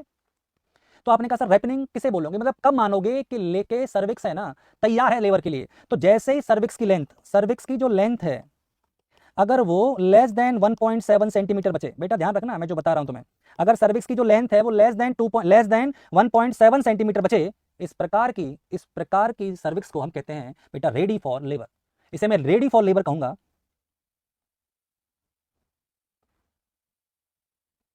बहुत बढ़िया बच्चे, यही है सर्विक्स। ऐसे ही जाते हैं क्या सर? ये सर्विक्स ऐसे जाते हैं क्या? कहां जाते हैं सर्विक्स कहां जाता है रे? ठीक है बच्चे, चलो इन दैट कंडीशन आपने कहा ये क्या हो गया बेटा? सर्वाइकल रैपनिंग के बारे में बता दिया। ठीक है, और बताइए और क्या क्या होगा? Increase vaginal secretion. जैसे ही लेबर से पहले हम जो देखते हैं वो क्या होता है? वेजाइनल सीक्रेशन बढ़ जाते हैं। ऐसा नहीं है कि प्रेगनेंसी के टाइम पर वेजाइनल सीक्रेशन नहीं होते हैं। आप समझिए मैं क्या कह रहा हूं। मैं कह रहा हूं इंक्रीज हो जाते हैं। वेजाइनल सीक्रेशन होना नहीं, मैं कह रहा हूं इंक्रीज होना। होते तो पूरी प्रेगनेंसी के टाइम पे ही है। समझ आ रहा है बच्चे? तो क्या होगा इसका मतलब? मैं ये कह रहा हूं कि वेजाइना के सीक्रेशन बढ़ जाएंगे, और वेजाइना के जो सीक्रेशन है वो कैसे होंगे? म्यूकस जो है वेजाइना का वो स्लिपरी हो जाएगा। कैसा हो जाएगा? स्लिपरी, यानी थोड़ा चिपचिपा हो जाएगा, स्लिपरी। समझ आ रहा है? और विस्कस हो जाएगा। तो स्लिपरी और विस्कस हो जाता है कौन बेटा? वेजाइना के सीक्रेशन, और इनका प्रोडक्शन भी बढ़ जाता है। ये बात आप ध्यान रखिएगा। ठीक है, after that what's happen?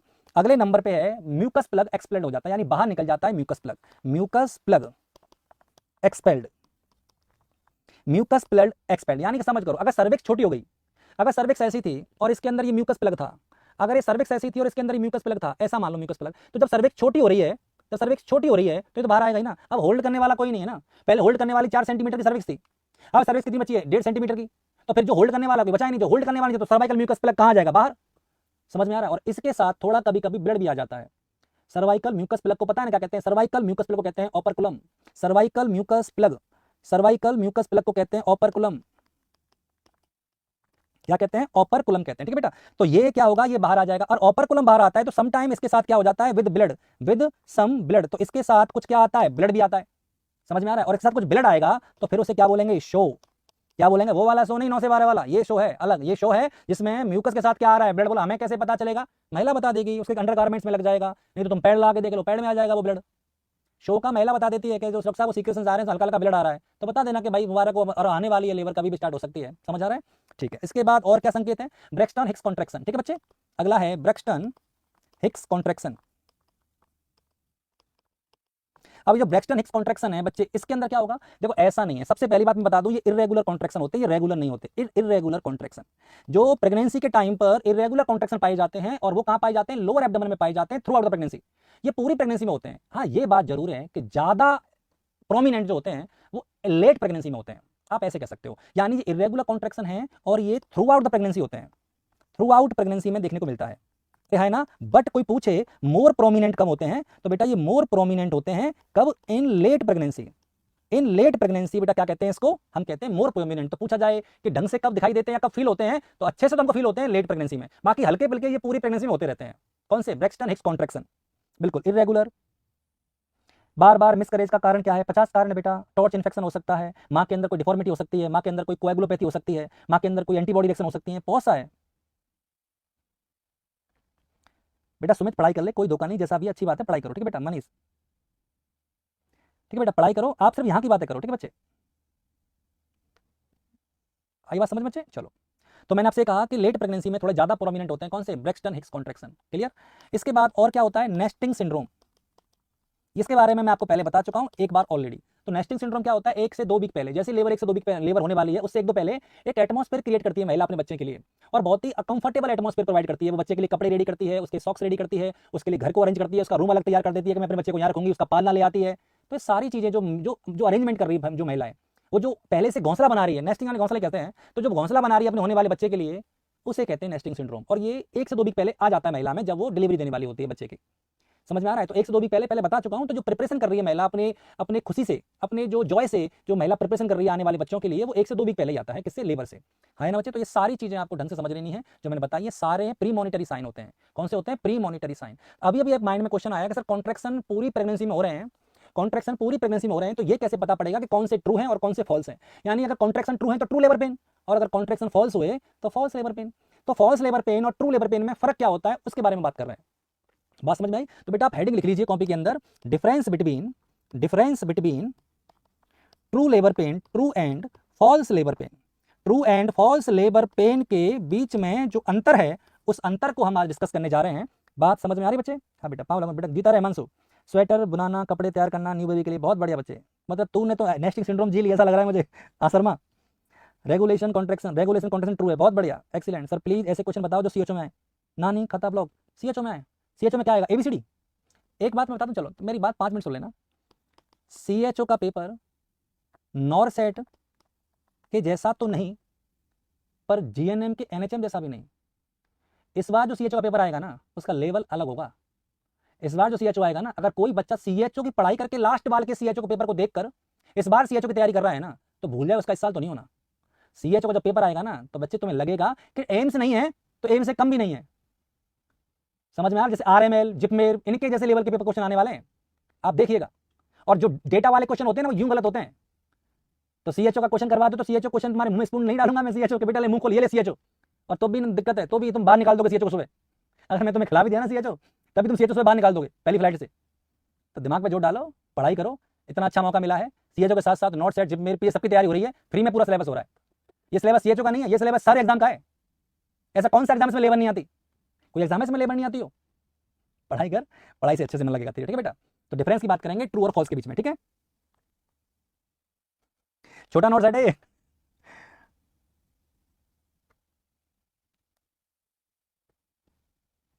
IAS जैसा तो नहीं आएगा, आईएएस जैसा तेरे को देंगे भी नहीं भाई। पागल, तेरे को कैसे देंगे आईएएस का? आईएएस का पेपर आईएएस के लिए होता है, कंपाउंडरों के लिए नहीं। ऑनलाइन क्लास कब तक होती है भूपेंद्र वर्मा? रोज हो रही है, 16 तारीख से रोज चल रही है, एक दिन में छुट्टी नहीं करी। चाहे बारिश आ रही हो, चाहे धूप पड़ रही हो, तुम्हारी क्लास रोज हो रही है। तुम्हें फिर भी खुशी नहीं मिलती, रोते हुए इंसान हो। चलो पढ़ाई करो। समझ आया? तो एक तरफ लिख लीजिए ट्रू और एक तरफ लिख लीजिए फॉल्स। देखो मैं जो कहता हूं ना वो होता है। सीएचओ का पेपर हार्ड आएगा, ये मैं कह रहा हूं। इजी बिल्कुल नहीं आएगा। ठीक है? हार्ड आएगा। हार्ड मतलब तुमसे नहीं होगा, तो तुमसे कैसे होगा? पढ़ाई करो, फिर तुमसे हो जाएगा। ठीक है? चलो एक लाइन खींचते हैं इधर से इधर। ठीक है बच्चे? चलो पहला, सर ट्रू लेबर पेन में क्या होता है? True labour pain start irregular होता है और बाद में रेगुलर बन जाता है। शुरुआत तो इसकी भी इरेगुलर होती है, पर ये बाद में क्या हो जाता है? रेगुलर। तो बिगिंस, इसकी शुरुआत कैसी है? इरेगुलर, और लेटर, बाद में ये कैसा हो जाता है? रेगुलर। कौन सा? True labour pen. अगर कोई लेबर पेन पहले इरेगुलर हो रहा है, फिर स्टेप फिर रेगुलर हो जाए, तब वो ट्रू है। क्योंकि फॉल्स जो होता है ना, वो शुरुआत भी इरेगुलर और वो एंड भी इरेगुलर। समझ आया? तो इसकी बिगिनिंग भी कैसी होती है? ये इसकी बिगिनिंग भी कैसी होती है? इरेगुलर। और इसका यानी लेट स्टेज में भी ये क्या होता है? इरेगुलर। ये जैसे थे वैसे ही रहे, कुछ नहीं बदला, जैसे आए थे वैसे ही रहे। तो समझ में आया पहला अंतर ट्रू और फॉल्स में? ठीक है। ट्रू का दूसरा अंतर, ट्रू का जो पेन है, ट्रू लेबर पेन है, वो एब्डोमेन से स्टार्ट नहीं होता। True labour pain start from back. True labour pain start from lower back and that radiate about the abdomen. फिर वो किधर की तरफ आता है? एब्डोमेन की तरफ आता है। समझ आ रहा है बच्चे? तो ये स्टार्ट कहां से होता है? स्टार्ट फ्रॉम लोअर बैक, ये लोअर बैक से स्टार्ट होता है, देन रेडिएट टुवर्ड एब्डोमेन, और फिर ये किसकी तरफ जाता है? एब्डोमेन की तरफ जाता है। समझ आ रहा है बच्चे? स्टार्ट कहां से हुआ? लोअर बैक से, और ये कहां की तरफ गया? एब्डोमेन की तरफ गया। बहुत बढ़िया। तो सर ये कैसे? इसकी शुरुआत ही एब्डोमेन से होती है और ये एब्डोमेन भी रहता है। स्टार्ट फ्रॉम एब्डोमेन, ये एब्डोमेन से स्टार्ट हुआ and remain in abdomen and groin region. ये एब्डोमेन में और ग्रोइन में ही रहा, आगे नहीं गया। ट्रू वाला कमर के दर्द से स्टार्ट हुआ था और कहां तक आया था? एब्डोमेन तक। फॉल्स वाला एब्डोमेन में ही था और आगे जाकर ग्रोइन तक चला गया, बस और कहीं नहीं गया। हम तो डर गए, कोई बात नहीं, पढ़ाई करो अभी, ठीक है, डरना नहीं है बिल्कुल भी। चलो ठीक है बच्चे, इसके बाद और बताइए और सुनिए। ट्रू लेबर पेन क्या होता है बच्चे? कंटिन्यूअस होता है, ठीक है बच्चे, और ये चाहे वो रेस्ट करे या ना करे वो कंटिन्यू रहेगा। तो ये कंटिन्यू होता है, कंटिन्यू इन रेस्ट और एक्टिव। चाहे तो महिला एक्टिव रहे चाहे वो रेस्ट करे, लेबर पेन ट्रू है तो वो रहेगा, समझ आया? ये डिसअपियर हो जाता है,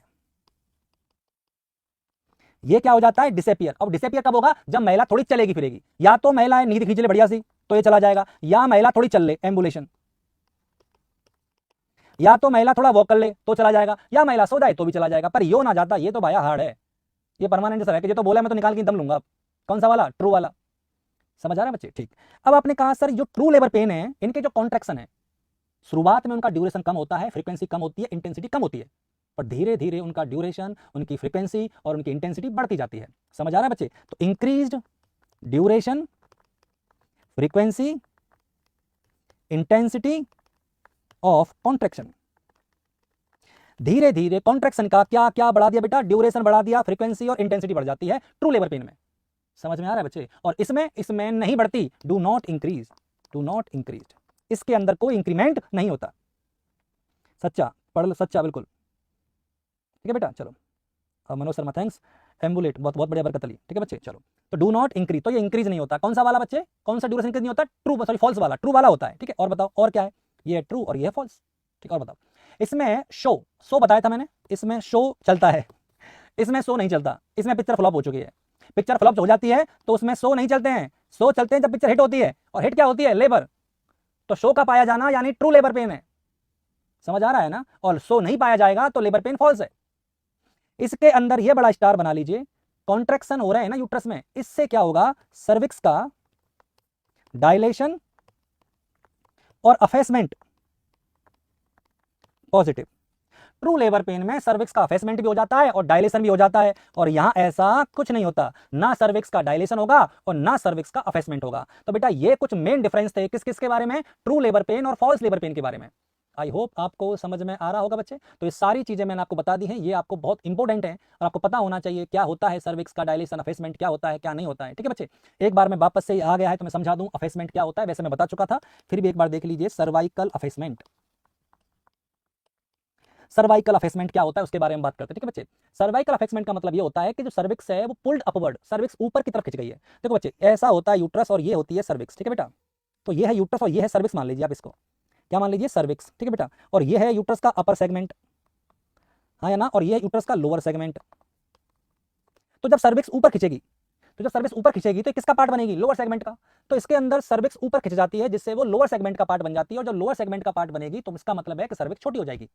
इसे शॉर्टनिंग ऑफ सर्विक्स या थिनिंग ऑफ सर्विक्स कहते हैं, ठीक है बच्चे। इसके दोनों नाम है, या तो इसे क्या कहेंगे? शॉर्टनिंग ऑफ सर्विक्स, या इसे कहेंगे थिनिंग ऑफ सर्विक्स। दोनों ही एक ही चीज है, या इसे कह देंगे हम क्या? सर्वाइकल अफेसमेंट। मैं इतना बता रहा हूं कि जैसे ही सर्विक्स ऊपर खिंचेगी वो लोअर यूट्राइन सेगमेंट का पार्ट बन जाएगी। आपने कहा लोअर यूट्राइन सेगमेंट क्या बीमारी है? देखो जब नॉन प्रेग्नेंट महिला होती है ना, जिसका यूट्रस 65 ग्राम का होता है, समझ आ रहा है? तो बेटा जब लोअर यूट्राइन, जब नॉन प्रेग्नेंट महिला है, जैसे कि आप हो, अभी आप प्रेग्नेंट नहीं हो, तो आपका लोअर जो सेगमेंट है वो स्तमस है, स्तमस 0.5 सेंटीमीटर का बना होता है लोअर सेगमेंट। पर प्रेग्नेंट महिला का लोअर सेगमेंट 5 सेंटीमीटर का होता है, खुद का लोअर सेगमेंट 5 सेंटीमीटर का, और 4 सेंटीमीटर का क्या होता है? सर्विक्स। सर्विक्स भी उसी में चली जाती है।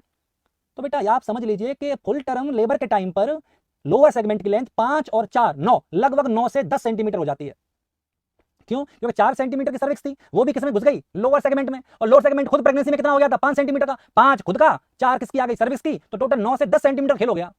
तो अमीर हो गया कौन? Lower segment. कहां 0.5 हुआ करता था नॉन प्रेगनेंसी में, और प्रेगनेंसी में देख रहे हो 10 सेंटीमीटर हो गया, ये 20 गुना। समझ आ रही मेरी बात? तो बेटा ये पार्ट बनी जाता है किसका? लोअर सेगमेंट का। कौन पार्ट बनता है? सर्विक्स। आई होप आपको समझ में आ रहा होगा बच्चे, ठीक है। इसके बाद सेकंड क्या बेटा? Cervical dilation. Cervical dilation. अब सर्वाइकल डायबिस क्या होता है बेटा? जो एनलार्जमेंट होता है इंटरनल, जो एक्सटर्नल ओस होता है, जो एक्सटर्नल ओस होता है वो कितना खुला, यानी डायलेशन ऑफ एक्सटर्नल ओस। समझ आ रहा बच्चे? आप कहो एनलार्जमेंट ऑफ एक्सटर्नल ओस। एक्सटर्नल ओस का जो एनलार्जमेंट हो रहा है बेटा वो क्या कहलाता है? डायलेशन। क्या कहलाता है? डायलेशन। और इसकी जो रेंज होती है डायलेशन की, वो रेंज होती है 0 से 10 सेंटीमीटर। कितना होती है? 10 सेंटीमीटर कहो या 4 फिंगर। 10 सेंटीमीटर या क्या कहूं? 4 फिंगर। अब 4 फिंगर ये वाली 4 फिंगर नहीं, तुम्हें लगता है ये 4 फिंगर 10 सेंटीमीटर की है? अगर कोई आपसे 4 फिंगर डायलेशन कह रहा है ना, तो 4 फिंगर डायलेशन ये होती है। अगर 4 फिंगर की बात कर रहे हो तो 4 फिंगर का मतलब है उंगलियां फैली हुई, इसे कहते हैं 4 फिंगर डायलेशन, इसे नहीं कहते हैं 4 फिंगर डायलेशन। तो फुल डायलेशन ऑफ सर्विक्स कितना होता है, या तो 4 वाइड फिंगर या 6 फिंगर, 6 पास में 6 फिंगर हो, समझ आ रहा है ना, उसे कहते हैं फुल डायलेशन। और फैली हुई 4 फिंगर हो उसे कहते हैं फुल डायलेशन, या 10 सेंटीमीटर हो उसे कहते हैं फुल डायलेशन। तो ध्यान में रख लीजिए, कोई जरूरी नहीं है कि 4 चिपकी बोल रहा है वो, 4 फैली बोल रहा है वो। बात समझ में आ रही है ना बच्चे? हाँ बिल्कुल, तो ये आपको पता होना चाहिए, 4 फिंगर लूज की बात कर रहा हूं मैं, मतलब चिपकी बात नहीं कर रहा हूं, ठीक है। तो ये तो मैंने बात की अफेसमेंट की, और किसकी बात की बेटा, आंसर है डायलेशन की। अब एक बहुत इंपॉर्टेंट है जिसे मुझे लगता है कि ये बहुत आपको फायदा करेगा ओबीजी के पर्पस पर से और एग्जाम के पर्पस से, वो ये पूछेगा कॉन्ट्रैक्शन बताइए आप, कॉन्ट्रैक्शन क्या है और कैसे होते हैं और इसमें क्या खास बात है। तो बेटा जो जो लेबर है उसके कॉन्ट्रैक्शन में आप ध्यान में रखिएगा कि शुरुआत में उनका जो ड्यूरेशन है वो कम होता है और बाद में धीरे धीरे उनका ड्यूरेशन बढ़ जाता है, ठीक है बच्चे, ये बहुत इंपॉर्टेंट बात है। इनिशियली जो कॉन्ट्रैक्शन का ड्यूरेशन है वो कम होता है, इनिशियली ये ड्यूरेशन इसका कितना होगा, किसका, कॉन्ट्रैक्शन का, लेबर का बच्चे, आंसर है 25 टू 35 सेकंड्स। इनिशियली वो 25 से 35 सेकंड का होता है, जो धीरे धीरे gradually increase up to 70 to 90 seconds, जो धीरे धीरे बढ़कर कहां तक पहुंच जाता है बेटा, 70 से 90 सेकंड तक पहुंच जाता है धीरे धीरे। इसका मतलब है कि इसका ड्यूरेशन बढ़ता है। अरे हाँ है ना, बिल्कुल बढ़ता है। क्या सर फोर्स भी बढ़ता है? बिल्कुल, फोर्स में इंक्रीमेंट होता है, फोर्स में क्या होता है, इंक्रीमेंट। और ये भी कैसा होता है, ग्रेजुअली, धीरे धीरे इसमें भी क्या होगा, इंक्रीमेंट होगा। सर थोड़ा नीचे लिखूं, दिखाई नहीं दे रहा, कहां लिखूं नीचे, जगह बताओ। तो फोर्स इंक्रीमेंट होगा, फोर्स का इंक्रीमेंट होगा, धीरे धीरे होगा, एक साथ नहीं होगा। इसमें एक वर्ड आता है एक्मे। क्या वर्ड आता है, एक्मे। एक्मे क्या होता है, पीक इंटेंसिटी ऑफ कॉन्ट्रैक्शन कहते हैं एक्मे। कोई पूछे आपसे कि एक्मे क्या है, तो peak intensity of contraction, peak intensity of contraction क्या कहलाती है बच्चे, एक्मे कहलाती है। आई होप आपको समझ में आ रहा होगा बच्चे। तो पीक इंटेंसिटी ऑफ कॉन्ट्रैक्शन क्या कहलाती है, एक्मे। सुमित, हाँ पीजे का टेस्ट सीरीज बेटा आज का तो पढ़ ले तू नरूला, कि तुम चाहते हो मैं ब्लॉक करूं,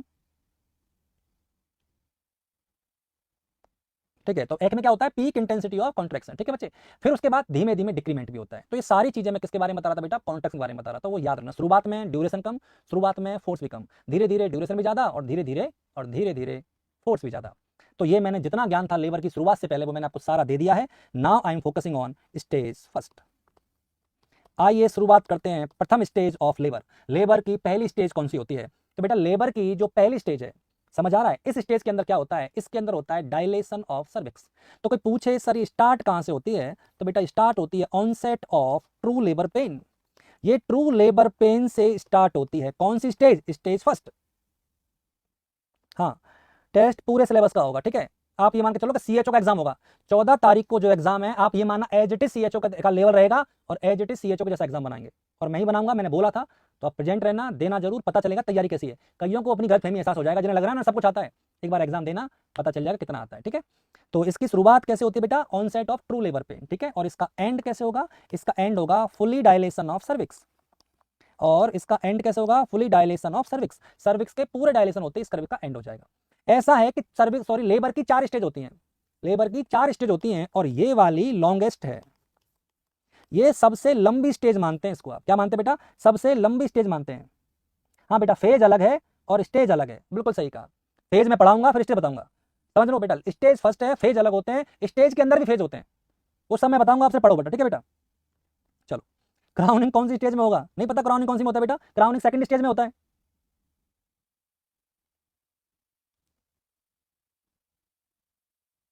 ये मिशन आई क्या है,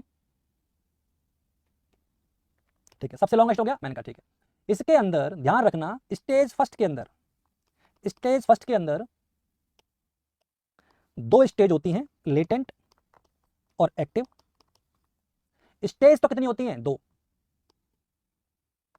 और फेज कितने होते हैं, फेज होते हैं 3। स्टेज फर्स्ट में स्टेज कितनी है, 2, और फेज कितने हैं बच्चे, फेज है 3। आपने कहा कौन कौन से फेज हैं, सबसे पहले अर्ली फेज, फिर है active phase, early phase, active phase और ट्रांजिशनल फेज। ट्रांजिशनल फेज याद रहेगा, अर्ली फेज है, एक्टिव फेज है और ट्रांजिशनल फेज होते हैं किसके, स्टेज फर्स्ट के। तो सबसे पहले मैं फेज बता देता हूं कि फेज कौन कौन से हैं, 3 बताएं, कौन कौन से बताएं, अर्ली, एक्टिव और ट्रांजिशनल। तो पहला मैं पढ़ा रहा हूं अर्ली फेज। कौन सी स्टेज बता रहा हूं मैं, स्टेज फर्स्ट। स्टेज फर्स्ट में पढ़ा रहा हूं अर्ली फेज। अब सर अर्ली फेज क्या होता है? अर्ली फेज के अंदर सर्विक्स ओपन होना स्टार्ट हो जाती है और उसकी थोड़ी चौड़ाई बढ़ जाती है, हाँ या ना? और इसका मतलब है ये कितना तक चौड़ा हो सकता है? आंसर है 3 सेंटीमीटर तक। कॉन्ट्रैक्शन माइल्ड है और शॉर्ट है, यानी 20 से 40 सेकंड की कॉन्ट्रैक्शन है। तो इसके बहुत इंपॉर्टेंट कैरेक्टरिस्टिक है जो मैं बोल रहा हूं, वो ध्यान सुनना। सर्विक्स इसमें डायलेट होता है, मैंने कहा ठीक है। कितना होगा? 3 सेंटीमीटर होगा, ठीक है। कॉन्ट्रैक्शन जो होंगे, जो कॉन्ट्रैक्शन होंगे वो कैसे होंगे? माइल्ड होंगे। और वो कैसे होंगे? शॉर्ट होंगे। उनका ड्यूरेशन कितना होगा? 20 से 40 सेकंड होगा। ये सारी चीजें कौन सी फेज में होंगी? अर्ली फेज के अंदर। क्या क्या? एक तो उसकी लेंथ थोड़ी, सर्विस थोड़ी खुल जाएगी, पूरी नहीं खुलेगी, थोड़ा सा खुल जाएगी। कितनी है? 3 सेंटीमीटर। कॉन्ट्रैक्शन हो रहे हैं पर स्ट्रांग नहीं हो रहे, माइल्ड हो रहे हैं। और जो कॉन्ट्रैक्शन का ड्यूरेशन है वो भी ज्यादा नहीं है, यानी 60 से 90, 70 से 90 नहीं पहुंचा, अभी कितना हो रहा है? 20 से 40। समझ में आ रहा है ना बच्चे? तो ये सारी चीजें आपको ध्यान में रखनी है। 20 से 40 के मैंने आपको बता चुका हूं, ये स्टार्टिंग के क्या है? कॉन्ट्रैक्शन है। किसके हैं? स्टार्टिंग के, ठीक है बच्चे। इसके बाद आएगा एक्टिव फेज। कौन सा आएगा? Active phase. और एक्टिव फेज के अंदर बेटा क्या होता है? एक्टिव फेज के अंदर देखिए कॉन्ट्रैक्शन जो है वो थोड़े और लंबे होने लगे। पहले शॉर्ट हो रहे थे, अब वो बड़े हो गए, ठीक है बच्चे, और बार बार आ रहे हैं। सर्विक्स जो थी वो पहले 3 सेंटीमीटर खुली थी, अब वो 4 से 7 सेंटीमीटर खुल जाएगी। आप एक एक पॉइंट को याद रखिएगा। समझ आ रहा है बच्चे? तो क्या क्या हो रहा है? सर्विक्स का डायलेशन वहां कितना था पहले, तो ये बताइए। वहां 3 था, तो यहाँ 4 से 7 सेंटीमीटर तो सर्विक्स का डायलेशन हुआ है। क्लियर बच्चे? अब बात करते हैं कॉन्ट्रैक्शन की। कॉन्ट्रैक्शन कैसे हो रहे हैं बच्चे? एक तो कॉन्ट्रैक्शन कैसे हो रहे हैं? मोर फ्रीक्वेंट, बार बार हो रहे हैं। किसमें? एक्टिव फेज में। एक वो क्या हो रहे हैं? लॉन्गर हो रहे हैं। पहले क्या थे? छोटे थे, अब कैसे हैं? बड़े हो रहे हैं। आपने कहा कितने लॉन्गर हो गए? 40 से 60 सेकंड के हो रहे हैं वो। पहले 20 से 40 थे और कितने हो रहे हैं? 40 से 60 आ रहे हैं। तो अब ये जो कॉन्ट्रैक्शन है एवरी 3 to 5 मिनट्स, ये जो कॉन्ट्रैक्शन है हर 3 से 5 मिनट में आ रहा है। समझ में आ रहा है? और इसके अंदर पॉजिटिव हो सकता है और मेम्ब्रेन रप्चर हो जाती है। मेम्ब्रेन रप्चर हो जाती है। कौन से वाले फेज के अंदर? एक्टिव वाले फेज के अंदर। दोबारा बता देता हूं, ध्यान सुनना। सर्विक्स का डायलेशन 4 से 7 सेंटीमीटर हुआ, कॉन्ट्रैक्शन ज्यादा फ्रीक्वेंट होने लगे और लंबे चलने लगे। कितना लंबे चलने लगे? 40 से 60 सेकंड चलने लगे, और इसमें प्रेजेंट दिखाने लगा और मेम्ब्रेन रप्चर हो गई, और ये हर 3 से 5 मिनट में कॉन्ट्रैक्शन आने लगे। ये कौन सा फेज हुआ? That is active phase. After active phase number 3 पे बेटा हम पढ़ रहे हैं कौन सा? Transitional phase. कौन सा है? Transitional phase. अब ये जो ट्रांजिशनल फेज है बच्चे, उससे क्या होगा? ट्रांजिशनल फेज के अंदर कॉन्ट्रैक्शन अपनी पीक पर पहुंच जाते हैं, यानी कॉन्ट्रैक्शन जो है वो अपने कहां पहुंच गए? पीक लेवल पर आ गए। उसका फोर्स ऑफ कॉन्ट्रैक्शन पीक हो गया, और ये मिल रहे हैं हर एवरी, यानी 2 से 3 मिनट के अंदर। एवरी 2 to 3 मिनट, हर 2 से 3 मिनट में क्या आ रहे हैं? कॉन्ट्रैक्शन आ रहे हैं। और इन कॉन्ट्रैक्शन का जो ड्यूरेशन है वो मैक्सिमम हो जाता है, यानी कितना हो जाता है? 60 से 90 सेकंड इनका क्या हो जाता है? ड्यूरेशन। ऑफलाइन टेस्ट सीरीज नहीं मिलेगी Satish, only online. Offline test बेटा बाकी कोचिंग वाले कराते हैं भीड़ दिखाने के लिए, मेरे पास ऑलरेडी है, तो ऑफलाइन नहीं कराते हम लोग टेस्ट सीरीज। हम ऑफलाइन टेस्ट सीरीज सिर्फ हमारे बच्चों के लिए कराते हैं। यहाँ यूट्यूब पे मैं जो करा रहा हूँ वो मैं आप लोगों के लिए फ्री करा रहा हूँ ऑनलाइन, ठीक है बेटा? चलो, तो ये हर एवरी 2 से 3 मिनट है। ड्यूरेशन हो गया क्या बेटा? 60 से 90। और सर्विक्स का जो डायलेशन है, सर्विक्स का जो डायलेशन है वो हो जाता है 8 से 10 सेंटीमीटर। क्या होता है बेटा? 8 से 10 सेंटीमीटर। आई होप आपको समझ में आ रहा होगा। हाँ बेटा, मल्टी में और प्रीमी में अलग होता है। मैं मल्टी प्रीमी नहीं, मैं टोटल फर्स्ट बता रहा हूँ, ठीक है? एवरेज, ठीक है गुलेरिया साहब? ये मुझे ही पता है, दोनों में अलग होता है। बता देंगे वो भी कितना होता है, वो आए हो तो तुम्हें बता के भेजेंगे, दिल छोटा मत करो। न्यू गाइडलाइन में पार्टोग्राम कब से यूज करते हैं सुनील जी? एक्टिव फेज से। लेटेंट फेज में पार्टोग्राम यूज नहीं करते।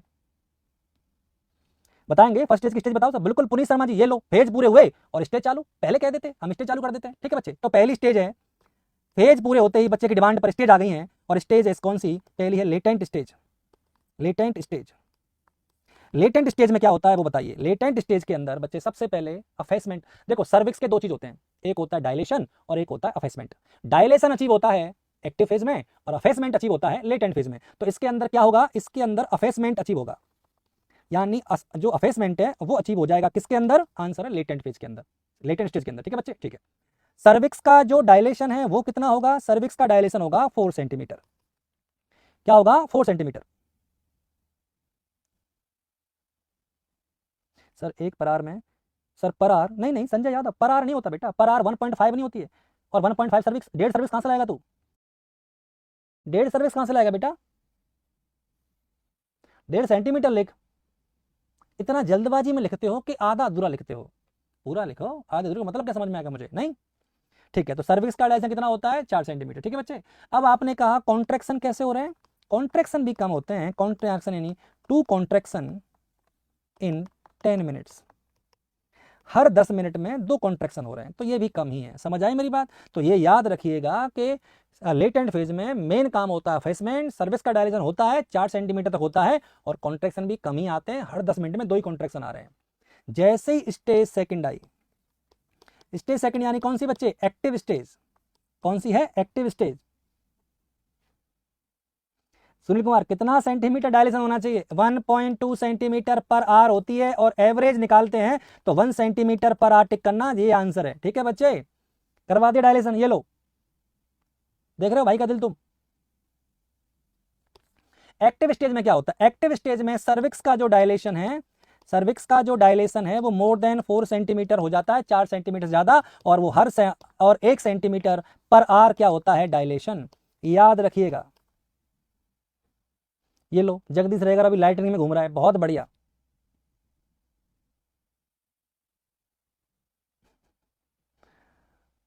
ठीक है बच्चे, समझ आई मेरी बात? तो बेटा ये 1 सेंटीमीटर क्लियर है। क्या हुआ बेटा, क्या चाहिए मुझे बता। स्टेज फर्स्ट का टोटल ड्यूरेशन, स्टेज फर्स्ट का टोटल ड्यूरेशन प्रीमी ग्रेविडा में 12 घंटे होता है, और मल्टी ग्रेविडा में 6 से 8 घंटे होता है। प्रभु अब सांस ले ले। स्टेज और फेज में फर्क है, स्टेज में और फेज में स्पेलिंग का फर्क है। समझ आया? देख, हो गया तेरा ज्ञान पूरा। समझ आया बच्चे? तो ये स्टेज और मैंने क्या बताया? फेज बता दिए। ठीक है बच्चे, ओके। अब बात करते हैं कि सर मैनेजमेंट क्या है। लेटेंट फेज का मैनेजमेंट, यानी लेटेंट फेज में क्या, लेटेंट स्टेज में क्या मैनेजमेंट करोगे? लेटेंट फेज में क्या मैनेजमेंट करेंगे, उसके बारे में बात करते हैं। सीएचओ में क्या करे कि स्टेज और फेज में सचित्र वर्णन कीजिए अंतर का, है? ऐसे क्वेश्चन आएगा। ऐसे तो नहीं आएगा ना, जो मिल रहा है वो पढ़ ले, ज्ञानी मत बन बच्चे। लेटेंट फेज में क्या क्या मैनेजमेंट करना चाहिए, नर्स को क्या क्या पता होना चाहिए, वो मैं बता देता हूँ। सबसे पहले लेटेंट फेज में आप रिकॉर्ड कर लीजिए टाइम कब मेमोरी रप्चर हुई है। ठीक है बच्चे, कब रप्चर हुई है, क्या कलर है, वो सब आप क्या कर लीजिए, नोट डाउन कर लीजिए लेटेंट फेज के अंदर। तो record time of rupturing of membrane, membrane जो रप्चर हुई है उसका टाइम नोट कर लीजिए। Colour of amniotic fluid, amniotic fluid का दोनों है अशोक सेन, लेटेंट फेज भी और स्टेज भी है।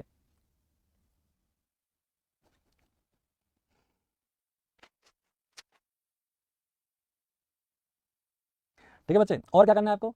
और कभी महिला को अकेला मत छोड़ना।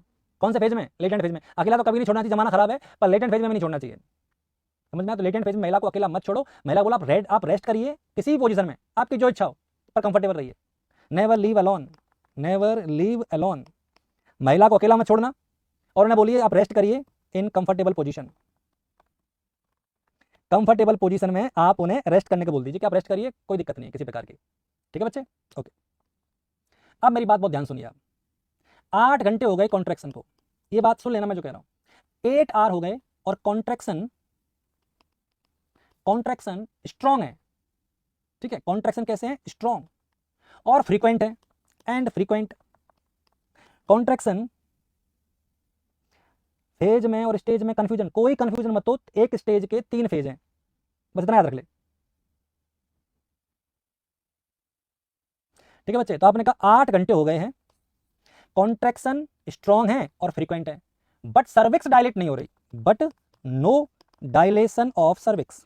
ये केस नंबर फर्स्ट, कि अभी तक सर्विक्स का डायलेशन नहीं हुआ, कॉन्ट्रैक्शन बराबर हो रहे हैं, हाँ या ना? तो फिर आप इसे क्या मानोगे? इसका मतलब ये है नॉन प्रोग्रेसिव लेबर। ये कैसी है? नॉन प्रोग्रेसिव लेबर, और इसका मतलब फर्स्ट रेफरल यूनिट। आप उसे तुरंत क्या कर दोगे? रेफर। 8 घंटे तक वेट करोगे आप, 8 घंटे में भी डायलेशन नहीं हुआ तो आप इसे रेफर कर देना कहां पर? फर्स्ट रेफरल यूनिट पर। आई होप आपको समझ में आ रहा होगा। केस नंबर 2, केस नंबर 2 में क्या होगा बच्चे? 8 घंटे हो गए, ठीक है, 8 घंटे हो गए, no increment in intensity of contraction. Contraction में कोई इंटेंसिटी का बढ़ोतरी नहीं हो रहा। No in contraction and intensity and duration, duration भी नहीं बढ़ रहे और इंटेंसिटी भी नहीं बढ़ रही, किसकी? कॉन्ट्रैक्शन की। तो फिर मैंने देखा नो सर्विक्स डायलेशन, और सर्विक्स का भी क्या नहीं हुआ, डायलेशन। आप समझिए केस को, केस क्या कर रहा है कि महिला कह रही है पेन हो रहा है। मैंने कहा ठीक है, मैंने कहा पेन कैसा है, बोला ठीक ठीक सा ज़्यादा नहीं है। मैंने कहा आप लेट जाइए, एडमिट कर लेता हूँ आपको। फिर मैं 2 घंटे बाद आया, कैसा है माता जी पेन के, माता जी के बोला कि दर्द ठीक है पर वैसा है जैसे सुबह था वैसा ही है। मैंने सर्विस देखी, डायलेट नहीं है। फिर 2 घंटे बाद आया, माता जी को दर्द बढ़े, नहीं दर्द नहीं बढ़ रहे, वैसे ही है। तो फिर ऐसा है माता जी वैसे ही है, फिर तो ये वैसे ही है, सर्विस भी डायलेट नहीं हो रही, दर्द भी नहीं बढ़ रहे हैं, घर चले जाओ, जब हो जाए तब आ जाना। फिर माता जी को बोलूंगा माता जी आप घर जाइए, आपको जब लगे दर्द बढ़ रहे हैं तब आ जाइएगा, तब मैं आपको एडमिट कर लूंगा। इसे घर भेज देना, इसको रेफर मत कर देना। ओ प्रभु रेफर मत कर देना भाई, इसको रेफर उसे करते हैं जिसका डायलेशन सर्विक्स नहीं हो रहा पर कॉन्ट्रैक्शन बढ़ते जा रहे हैं, पेन बढ़ता जा रहा है, उसे करते हैं रेफर। इसका पेन में कुछ नहीं बढ़ा, ये तो जैसी आई थी वैसी है, और सर्विस का डायलेशन भी नहीं हुआ, तो इसको रेफर ना करो, घर भेजो, घर रहो, रेस्ट करो, जब दर्द ज्यादा हो तब चले आना। समझ में आ रहा है बच्चे? अगला है मैनेजमेंट ऑफ एक्टिव स्टेज या active phase. Active stage, active phase के कौन कौन से मैनेजमेंट है उसके बारे में बात करते हैं। वही कभी महिला को अकेला मत छोड़ो, मैंने वो तो पहले कहा था। मेंटेनिंग पार्टोग्राम, आपसे मैंने कहा था ना लेटेंट फेज में पार्टोग्राम मेंटेन की एंट्री नहीं होती, यहां से पार्टोग्राफ स्टार्ट होता है। कौन से फेज स्टेज से? एक्टिव स्टेज से स्टार्ट होता है पार्टोग्राफ। समझ आया बच्चे? इसका मतलब ये है कि फीमेल इन एक्टिव लेबर, यानी कि महिला अब एक्टिव लेबर में आ गई है, तभी मैं पार्टोग्राम का यूज करूंगा। सही बच्चे? इसके बाद रीअसेस, दोबारा उस महिला को असेस करूंगा और देखूंगा कि रेफर करने की जरूरत है या जरूरत नहीं है। जरूरत है तो कर दूंगा, नहीं है तो हम ही कराएंगे इसकी डिलीवरी। समझ आ रहा है? फिर एक किसी सीनियर पर्सन को बुला लीजिए और आप लेबर स्टार्ट करवाइए, और एक ट्रांसपोर्ट की सुविधा तुरंत तैयार रखिए कि क्या पता रेफर करना पड़ जाए। नहीं, केस कॉम्प्लिकेट हो सकता है ना, तो ट्रांसपोर्ट की सुविधा अरेंज करा दी, एक सीनियर को बुला लिया और एक बार माता जी से बोला माता जी ब्लैडर खाली कर लो, क्योंकि भरे ब्लैडर में कॉन्ट्रैक्शन नहीं होंगे यूट्रस में। जब ब्लैडर बढ़ता है ना तो यूट्रस के कॉन्ट्रैक्शन पुअर हो जाते हैं। तो हमने कहा माता जी एक बार आप है ना एम्प्टी कर लीजिए, किसको? ब्लैडर को। यूट्रस को एम्प्टी मत करा देना, अनर्थ हो जाएगा, क्योंकि आपको पता है कि फुल ब्लैडर से यूट्राइन कॉन्ट्रैक्शन पुअर होते हैं। बात समझ आ रही है बच्चे? पार्टोग्राफ डिटेल में बताओ? नहीं बताऊंगा बच्चे, नहीं बताऊं, पार्टोग्राफ नहीं बताऊं। पार्टोग्राफ की अलग से क्लास होगी, इसलिए क्योंकि पार्टोग्राफ बड़ा है और क्वेश्चन पूछने के लिए ना थोड़ी थोड़ी है ना जवान में बोलाओ, नजाकत लाओ। पार्टोग्राफ बताओ डिटेल में। अच्छा जी, ऐसा ऐसा नहीं है, पार्टोग्राफ की अलग से क्लास लेंगे क्योंकि बड़ा चैप्टर है। अगर मैं यही पार्टोग्राफ बनाने लग गया तो मैं स्टेज का पढ़ाऊंगा। समझ में? इतना जान ले कि लेबर की प्रोग्रेस के लिए पार्टोग्राफ का अध्ययन होना जरूरी है। फ्रेडमैन कर्व से लिया गया था पार्टोग्राफ। कौन से कर्व से? फ्रेडमैन कर्व से लिया गया था पार्टोग्राफ। ठीक है बच्चे? जो लेबर की प्रोग्रेस के बारे में बताता है। इसके 3 पार्ट होते हैं, अपर पार्ट, मिडिल पार्ट और लोअर पार्ट। इतना ज्ञान बहुत है आज के लिए तेरे पार्टोग्राफ के लिए, बाकी तेरा पार्टोग्राफ करवाएंगे। तो थोड़ा लेफ्ट साइड से लिखना, लेफ्ट साइड, मेरा लेफ्ट है तेरा लेफ्ट।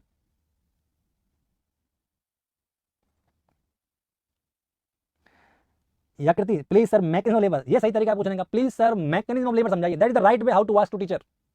इसको हम जरूर समझाएंगे, मैकेनिज्म ऑफ लेबर मैं जरूर बताऊंगा।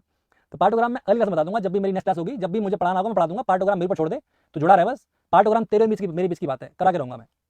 तो ब्लैडर एम्प्टी है तभी हम इसको बोलेंगे, मैनेजमेंट करने को बोलेंगे, क्योंकि भाई मैंने बता दिया भरे ब्लैडर से यूट्राइन कॉन्ट्रैक्शन कम होते हैं। Ensure hydration status, ensure hydration status, इसे हाइड्रेशन मेंटेन करने को बोलूंगा। पर ऐसा मत कर देना कि सॉलिड फूड दे दो, दाल बाटी खा लो माता जी, लेबर में जा रही हो।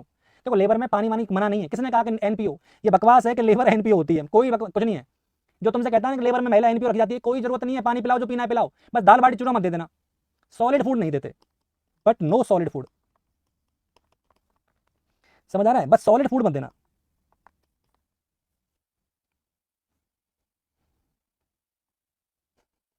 इतना जी मत लगा, पाले जी वाली फीलिंग आई मुझे। तो बस कोई सॉलिड फूड नहीं देते, ठीक है बच्चे? ओके। इसके बाद क्या करेंगे? माता जी को बोलेंगे माता थोड़ा घूमते रहिए। बोला अरे एक्टिव फेज में घूमना है, अरे घूम लीजिए, घूमने से बेटर है। आप माँ को बोला थोड़ा वॉक कर लीजिए, दिक्कत हो रही हो तो, और ज्यादा है तो अपराइट पोजीशन में लेट जाइए। या तो आप उन्हें बोलिए वॉक कर लीजिए, कर सकती है अगर वो चाहती है और कर सकती है तो, नहीं तो अपराइट पोजीशन में रेस्ट कर लीजिए, जैसा आपको सही लगे। या तो वॉक कर लीजिए, कर पा रही है, नहीं तो फिर क्या करेंगे हम बच्चे, हम बोलेंगे अपराइट पोजीशन में आप रेस्ट कर लीजिए। आई होप आपको समझ में आ गया होगा बच्चे ये सारी चीजें, और अगर जरूरत पड़ रही है तो आप इसे रेफर कर दीजिए। इफ नो प्रोग्रेस, अगर प्रोग्रेस नहीं हो रही of labour, if no progress of labour then refer, फिर आप इसे क्या करेंगे? रेफर कर देंगे। बात समझ में आ रही है बच्चे? तो बेटा रेफर कब किया जाएगा इसको? कब रेफर करेंगे? रेफर करेंगे कि जब लेबर प्रोग्रेस नहीं कर रही है। आई होप आपको इतना समझ में आ रहा होगा। तो जब लेबर प्रोग्रेस नहीं कर रही है बच्चे, तो फिर मैं इसे क्या करूंगा? रेफर कर दूंगा। क्लियर? चलो आगे चलते हैं, आगे। अब इसके बाद क्या करोगे आप? इसके बाद बेटा हम पहली स्टेज पूरी कर चुके हैं, अब हम पढ़ रहे हैं स्टेज नंबर 2। ये बहुत इंपॉर्टेंट है, तुम्हारे कई क्वेश्चनों का आंसर मिल जाएगा इसमें। तो स्टेज 2 पे आ गया हूं मैं। कौन सी स्टेज है? 2। देखा कितना लंबा सफर किया हमने पहली स्टेज में। अच्छा, शुरुआत कहां से होती है? किसकी? स्टेज 2 की शुरुआत होती है with full dilation of cervix. Full dilation of cervix, cervix के फुल डायलेशन से इसकी शुरुआत होती है। अरे हाँ या ना बच्चे, और वो पूछेगा इसका एंड कहाँ होगा बच्चे, इसका एंड होगा expulsion of foetus, with expulsion of foetus, foetus के एक्सपल्सन से इसका एंड होता है। लेबर के अंदर कॉर्डिनल मूवमेंट पाए जाते हैं, क्या पाए जाते हैं, कॉर्डिनल मूवमेंट, याद रखिएगा, cardinal movement present in second stage of labour, second stage of labour में कॉर्डिनल मूवमेंट पाए जाते हैं, वही एंगेजमेंट, डिसेंट, अफेस में, समझ में आ रहा है ना, वो जो सारे स्टेज जो आपको मैकेनिज्म ऑफ लेबर कहते हो, जिन्हें आप प्यार से क्या कहते हो, मैकेनिज्म ऑफ लेबर कहते हो, उसमें कई मूवमेंट होते हैं और उन मूवमेंट को कॉर्डिनल मूवमेंट कहते हैं। स्टेज फर्स्ट का ड्यूरेशन, स्टेज सेकंड का ड्यूरेशन, स्टेज सेकंड का ड्यूरेशन कितना होता है बच्चे, आंसर है नली पैरा, जो पहली बार या प्रीमी पैरा में मान लीजिए, नली या प्रीमी है उसमें होती है 1 घंटे, और जो मल्टी है बहुत टैलेंटेड है, मल्टी में ये होती है 30 मिनट।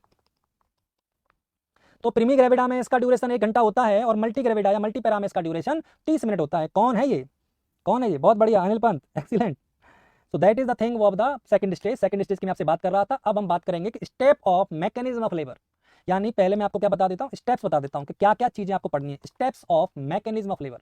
तो बच्चे एक बात ध्यान से सुन लेना, इस मैकेनिज्म ऑफ लेबर को समझने से पहले, मैकेनिज्म ऑफ लेबर को समझने से पहले कुछ इंपॉर्टेंट टर्म्स को समझ लीजिए आप, नहीं तो कंफ्यूजन रहेगा। मैंने पहले भी आपसे कहा था, फिर बता देता हूँ। पहली टर्म है लाई, क्या लाई, लाई, लाई क्या होता है बच्चे, जो लाई है वो रिलेशनशिप है, क्या है, रिलेशनशिप है किस किस के बीच में, long axis of foetus and long axis of uterus, इन दोनों के बीच में जो रिलेशन है, तो दैट इज रिलेशन बिटवीन, देखो मैकेनिज्म ऑफ लेबर से पहले टर्म समझ लीजिए आप, तो relation between long axis of foetus and long axis of uterus, uterus के लॉन्ग एक्सिस और फीटस के लॉन्ग एक्सिस के बीच में जो संबंध है, उस संबंध को कहते हैं लाई, क्या कहते हैं, लाई। बात समझ में आई? सर फर्स्ट लाइन थोड़ा नीचे लिखो, ठीक है बेटा, तो तू ऐसे कह रहा है तो मैं कर दूंगा, कोई बात नहीं, चलो यहां लिखूं, यहां से, ठीक है, ओके। लाई 3 होती हैं बच्चे, कौन कौन सी, लॉन्गिट्यूडिनल, ऑब्लिक और ट्रांसवर्स, 3 प्रकार की लाई होती हैं, लॉन्गिट्यूडनल है, ऑब्लिक है और ट्रांसवर्स है, ठीक है बच्चे। अब एक बात ध्यान सुनना, 99% फीटस में लाई लॉन्गिट्यूडनल होती है और 1% के अंदर वो ऑब्लिक भी हो सकती है और वो ट्रांसवर्स भी हो सकती है, समझ आ रहा है। तो 99% प्रेगनेंसी के अंदर लाई कैसी होती है, लॉन्गिट्यूडनल। तो मोस्ट कॉमन लाई कौन सी हो गई, लॉन्गिट्यूडनल। 1% के अंदर दोनों आते हैं, कौन कौन से आते हैं दोनों बेटा, ऑब्लिक भी इसके अंदर आता है और इसके अंदर ट्रांसवर्स भी आता है, समझ आ रहा है बच्चे। तो कौन कौन सा है, लॉन्गिट्यूडनल तो मोस्ट कॉमन है। आपने कहा क्या है लाई, फीटस के लॉन्ग एक्सिस का यूट्रस के लॉन्ग एक्सिस से संबंध। देखो सिफेलिक प्रेजेंटेशन और ब्रीच प्रेजेंटेशन, अरे है ना, दोनों में लाई कैसी होती है, लॉन्गिट्यूडनल लाई, दिख रहा है डायग्राम, दोनों में लाई कैसी होती है, लॉन्गिट्यूडनल लाई, जिसमें सिफेलिक 95% होता है और ब्रीच होता है 4%, तो मिलाकर कितना हो गया, 99%। 95 कौन था, सिफेलिक, और ब्रीच कितना था, 4%, समझ आ रहा है बेटा। तो ऑब्लिक लाई और ट्रांसवर्स लाई दोनों मिलाकर कितने होते हैं, 1%। क्या इतना आपको समझ में आया बच्चे, क्या इतना हम समझ चुके हैं? तो इसके बारे में मैं आपको बता दूं, ऑब्लिक लाई और ट्रांसवर्स लाई के बारे में मैं आपसे बात कर रहा हूं, ठीक है, ओके। ये कितना परसेंट है, 1%। तो इतना तो मुझे कंफर्म हो गया कि लाई 3 टाइप की होती है। लाई के बाद हम बात करते हैं एटीट्यूड का, वो एटीट्यूड नहीं जो तुम दिखाते हो ऑनलाइन में आके कमेंट बॉक्स में, वो एटीट्यूड नहीं है। एटीट्यूड का मतलब क्या होता है, the relationship of the foetus head and limb, foetus के हेड और लिम्ब का उसके ट्रंक के साथ जो संबंध होता है, समझ तुम, जो संबंध होता है उस संबंध को एटीट्यूड कहते हैं। आपने कहा किन किन के बीच संबंध की बात कर रहे हो आप, संबंध है relationship between foetal head and limb with foetal trunk, foetal head और लिम्ब का फीटल ट्रंक के साथ, फ्लेक्शन एक्सटेंशन, बहुत बढ़िया। प्रीमी का 1 ग्रेविड, प्रीमी का बता तो दिया बेटा 1 घंटा, बहुत बढ़िया। चलो तो रिलेशनशिप क्या हो गया, फीटस के हेड और लिम्ब का, फीटस के हेड और लिम्ब का ऐसे करके जो झुकता है ना ट्रंक की तरफ, उसे कहते हैं। वैसे बताइए मुझे जरा, नॉर्मल एटीट्यूड क्या होता है, नॉर्मल एटीट्यूड क्या होता है, आंसर है कंप्लीट फ्लेक्शन, कंप्लीट फ्लेक्शन होता है नॉर्मल एटीट्यूड। ध्यान रखिएगा इस बात को, क्या पता बुरे वक्त में काम आ जाए। नॉर्मल एटीट्यूड क्या होता है, कंप्लीट फ्लेक्शन, हाथ पैर ट्रंक की तरफ मुड़े होते हैं। ऐसे मत सोचना मैं शर्मा रहा हूं, ऐसे मत मतलब मैं बता रहा हूं कि हेड और जो है ना लिम्ब वो ट्रंक की तरफ होते हैं, उन्हें कहते हैं एटीट्यूड, ठीक है। एटीट्यूड के बाद क्या होता है, प्रेजेंटेशन। अगला वर्ड क्या है, प्रेजेंटेशन। अब प्रेजेंटेशन क्या होता है, तो जो फीटस का पार्ट लोअर यूट्रस के लोअर पार्ट में प्रेजेंट होता है। फीटस का जो पार्ट यूट्रस के लोअर पोल पर प्रेजेंट होता है उसे प्रेजेंटेशन कहते हैं। क्या कहते हैं? प्रेजेंटेशन। अब आपने कहा प्रेजेंटेशन का मतलब क्या होता है? The part of foetus which present at lower pole of uterus. Uterus के लोअर पोल पर फीटस का जो पार्ट प्रेजेंट होता है उसे हम क्या कहते हैं? उसे हम कहते हैं प्रेजेंटेशन। क्या कहते हैं? प्रेजेंटेशन। बात समझ में आई बच्चे? प्रेजेंटेशन। अब आपने कहा ठीक है ये भी देख लेते हैं। तो प्रेजेंटेशन कौन से हैं? मैंने कहा सिफेलिक प्रेजेंटेशन, ब्रीच प्रेजेंटेशन, मैं कुछ कॉमन कॉमन बता रहा हूं, सारे तो नहीं। Shoulder presentation. शोल्डर प्रेजेंटेशन कौन से लाई में होता है? आंसर बताइए बेटा। आंसर है ट्रांसवर्स लाई में। कोई पूछे कि शोल्डर का प्रेजेंटेशन में लाई क्या होगी, तो ट्रांसवर्स, और सिफेलिक और ब्रीच में लाई क्या होगी, तो लॉन्गिट्यूडनल। अच्छा, मैंने कहा इनमें कॉमन कौन सा है? कॉमन आप बताओ कॉमन कौन सा है, फटाफट सब मुझे बताओ, इन तीनों में से कॉमन प्रेजेंटेशन कौन सा है? जल्दी बताइए, कॉमन प्रेजेंटेशन कौन सा है, फटाफट बताओ। भारत व्यवहार, तो कोड क्या लिख रहा है बेहतर? फटाफट आंसर करो। बहुत बढ़िया। एक ने कहा ट्रांसफर, अशोक कह रहा है ट्रांसफर्स। बहुत शानदार यार, तुम तो हदी वाली बात है बे। बहुत बढ़िया। मुकेश ने कहा सही, बरकत का भी सही है, बलवीर का भी सही है। बहुत बढ़िया, बहुत एक्सीलेंट।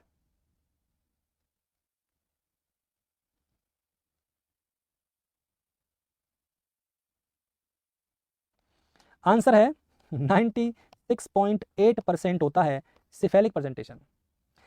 96.8% बच्चे सिफेलिक प्रेजेंटेशन से पैदा होते हैं। याद रखिएगा इन बातों को।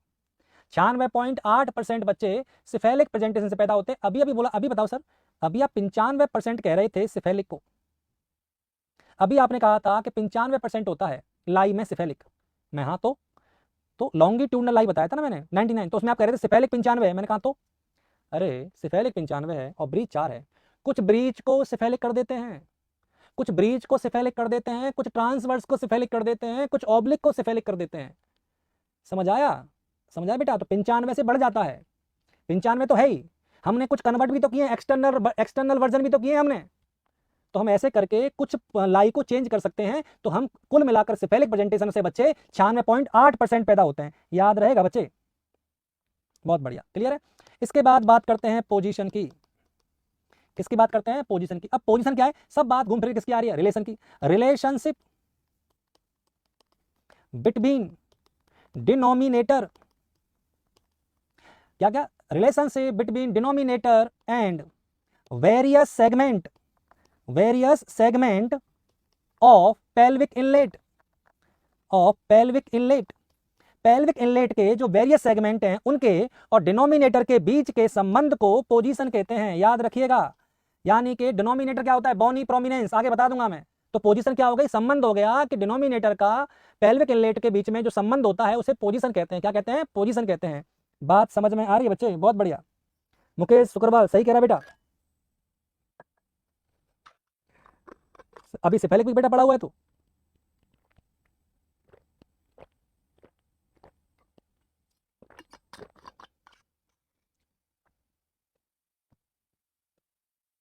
ओके, तो पोजीशन के बारे में आपको बता दिया। तो पोजीशन बहुत सारी होती हैं, जैसे आपको बता दिया, एक बार वापस रिपीट कर देता हूँ। ये पोजीशंस हैं। ये होती है LOT, लेफ्ट ऑक्सीपिटो ट्रांसवर्स। ये होता है LOA, लेफ्ट ऑक्सीपिटो एंटीरियर। ये होता है DOA, डायरेक्ट ऑक्सीपिटो एंटीरियर। ये है राइट ऑक्सीपिटो एंटीरियर। ये राइट ऑक्सीपिटो ट्रांसवर्स। समझ में आ रहा है ना बच्चे? तो ये जो चीज़ें हम आपको बता रहे हैं, ये कौन सा है? ROT LOT। ये हो गया right occipito posterior, left occipito posterior, और ये हो गया राइट ऑक्सीपिटो पोस्टीरियर, और ये हो गया ऑक्सीपिटो, डायरेक्ट ऑक्सीपिटो पोस्टीरियर। तो ये है टोटल कितनी पोजीशन? 8 पोजीशन है बच्चे, याद रखिएगा। ठीक है बच्चे? ओके। अब इसमें से कौन सी मोस्ट कॉमन होती है? जो मोस्ट कॉमन होती है उसके बारे में बात करते हैं। तो मोस्ट कॉमन है ये वाली, और इधर से सेकंड मोस्ट कॉमन ये, थर्ड ये, फोर्थ ये। तो ऐसे तुम घूम जाओ तो सबसे लास्ट है लीस्ट कॉमन कौन सी है? LOP। और मोस्ट कॉमन कौन सी है? LOT। तो ये पोजीशन होती है बच्चे, ध्यान में रखना कि ये जो सर्किल कोई पूछे कौन सी है मोस्ट कॉमन, तो LOT होती है। LOT ऑप्शन में ना हो तो LOA होती है। LOA ऑप्शन में ना हो तो डायरेक्ट ऑक्सीपिटो एंटीरियर होती है। तो पोजीशन पे डिपेंड करता है कि कौन से ऑप्शन दे रखे हैं। समझ आ रहा है बच्चे? बहुत बढ़िया। प्रीति चौहान गलत है बेटा, सही कर ले, ठीक है। समझ आया बच्चे? तो ये जो पोजीशन है मैं बता रहा हूं कि सबसे ज्यादा कौन से में होती है बच्चे, मोस्ट कॉमन कौन सी होती है एलओटी, और उसके बाद लीस्ट कॉमन कौन सी होती है एलओपी। आई होप पोजीशन समझ में आ गई होंगे आपको। पोजीशन कई टाइप की होती है, मैं जो पढ़ा रहा हूं वो अलग पोजीशन है, और भी बहुत सी पोजीशन होती है, वो यहाँ नहीं है, वो फंडामेंटल में पढ़ोगे आप। ठीक है बेटा, चलो। ई अब क्या है, एंगेजमेंट क्या होता है, एंगेजमेंट बता देंगे। अब बात करते हैं डिनोमिनेटर वर्ड आया था, क्या वर्ड आया था, डिनोमिनेटर। डिनोमिनेटर क्या होता है सर, ये lower most bony prominence, lower most bony prominence of presenting part. याद रखिएगा कि जो सबसे लोअर बोनी प्रोमिनेंस होता है प्रेजेंटिंग पार्ट का, जो टच करता है पेल्विस की इनलेस को, उसे डिनोमिनेटर कहते हैं। तो आप इसकी मीनिंग लिख लीजिएगा कि लोअर मोस्ट बोनी प्रोमिनेंस।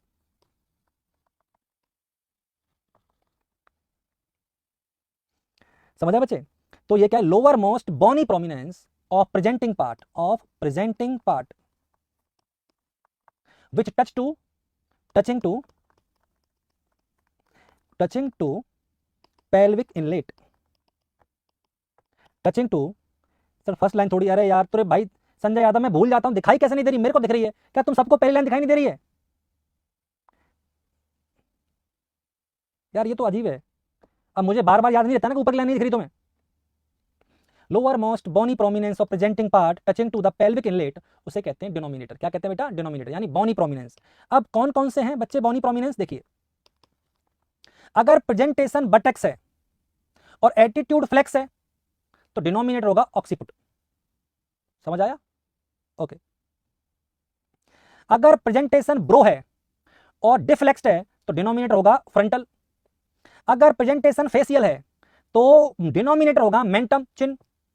अगर प्रेजेंटेशन ब्रीच है तो डिनोमिनेटर होगा सेक्ट्रम। अगर प्रेजेंटेशन शोल्डर है तो डिनोमिनेटर होगा एक्रोमियन या स्कैपुला। तो बच्चे ये प्रेजेंटेशन पे डिपेंड करते हैं कि कौन सा डिनोमिनेटर होगा। It's depend on presentation. ये किस पे डिपेंड करता है, प्रेजेंटेशन पर।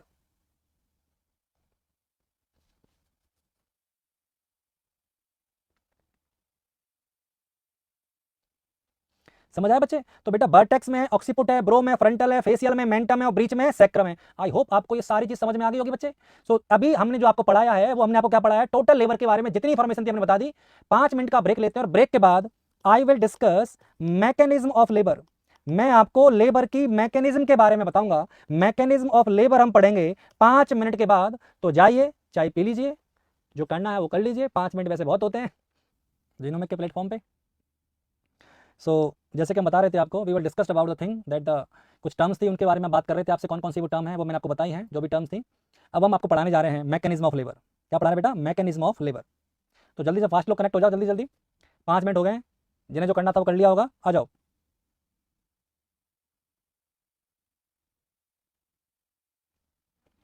फटाफट कनेक्ट हो जाओ सब लोग। स्टार्ट करें बच्चे, चलो। So now I am going to start mechanism of labour.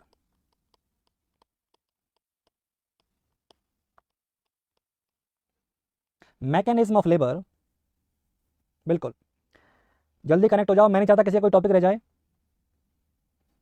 तेरी वाली से किंग कोबरा, तेरी वाली से मैं क्या करूंगा रे?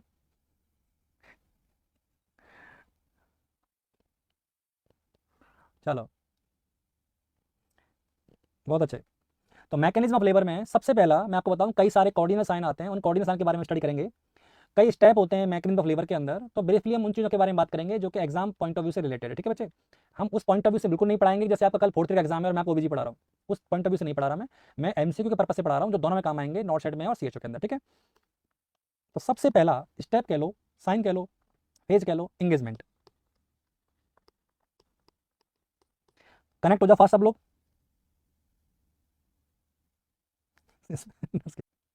तो ये हुआ एंगेजमेंट। अब बात करते हैं एंगेजमेंट क्या होता है। एंगेजमेंट का मतलब होता है कि जब मोस्ट ऑफ बेबीज होते हैं head descend into mother pelvic cavity, foetus का मदर पेल्विक कैविटी में नीचे की तरफ जाना, डिसेंड होना, नीचे की तरफ जाकर एंगेज होना, उसे एंगेजमेंट कहते हैं। अब एंगेजमेंट के लिए क्वेश्चन ये नहीं आएगा एंगेजमेंट क्या होता है, ये तो क्वेश्चन होता है। एंगेजमेंट में पूछेगा कि जब पहली बार एंगेजमेंट होता है तो कौन सा ट्रांसवर्स डायामीटर, अगर सपोज करो अगर मैं नॉर्मल लेबर की बात कर रहा हूं तो मेरा सिंपल है कि सिफेलिक प्रेजेंटेशन के, देखो जब तक मैं अलग से ना बोलूं आप मेरे हर सेंटेंस को सिफेलिक प्रेजेंटेशन के साथ ही जोड़ना। किसके साथ जोड़ना, सिफेलिक प्रेजेंटेशन के साथ ही जोड़ना, मेरे सारे पॉइंट को जो मैं आपको बता रहा हूं। ठीक है, तो एंगेजमेंट में क्या होता है, एंगेजमेंट के अंदर जो फीटस है वो नीचे डिसेंड हो जाता है पेल्विक कैविटी के अंदर, एंगेज हो जाता है। अब बात है एंगेज क्या होता है। एंगेज होता है कि जो बाईपैराइटल, ये जो बाईपैराइटल डायामीटर होता है फीटस का, वो स्चियल स्पाइन के लेवल पे चला जाए। समझ में आ रहा है ना? तो एंगेजमेंट का मतलब है कि अब स्चियल स्पाइन का मतलब ये नहीं कि बाहर ही निकल आएगा, हेड बाहर नहीं आएगा अभी। तो यानी ये कहना चाह रहा है कि जो फीटस के हेड का बाईपैराइटल है, कौन सा बेटा? बाईपैराइटल डायामीटर, बाईपैराइटल डायामीटर।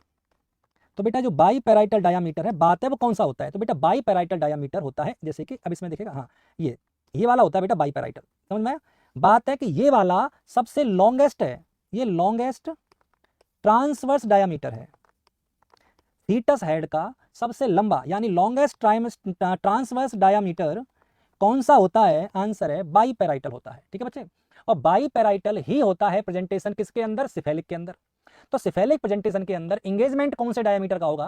दोबारा बताइए, सिफेलिक प्रेजेंटेशन के अंदर एंगेजमेंट कौन से डायमीटर का होगा? आंसर है बाईपैराइटल डायमीटर का होगा, ट्रांसवर्स डायमीटर का। ठीक है, अब मुझे इतना बता दो कि ये जो बाईपैराइटल है ये क्या होता है? बताओ फटाफट, बाईपैराइटल क्या होता है? बाईपैराइटल की वैल्यू कितनी होती है? कितने सेंटीमीटर का होता है बाईपैराइटल? फटाफट आंसर करो सब लोग। सरोज धाकड़ ने कहा एकदम सही है बेटा, और बताओ। बहुत अच्छे, विक्की ने कहा सही है। आंसर करो, हर बच्चे को आंसर करना चाहिए। धीरज का भी सही है, अमन का भी सही है।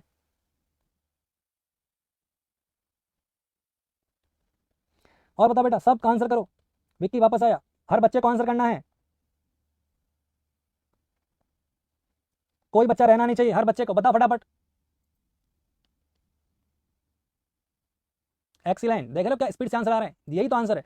आंसर है 9.5 सेंटीमीटर। कितना होता है बेटा बाईपैराइटल? 9.5 सेंटीमीटर। क्लियर?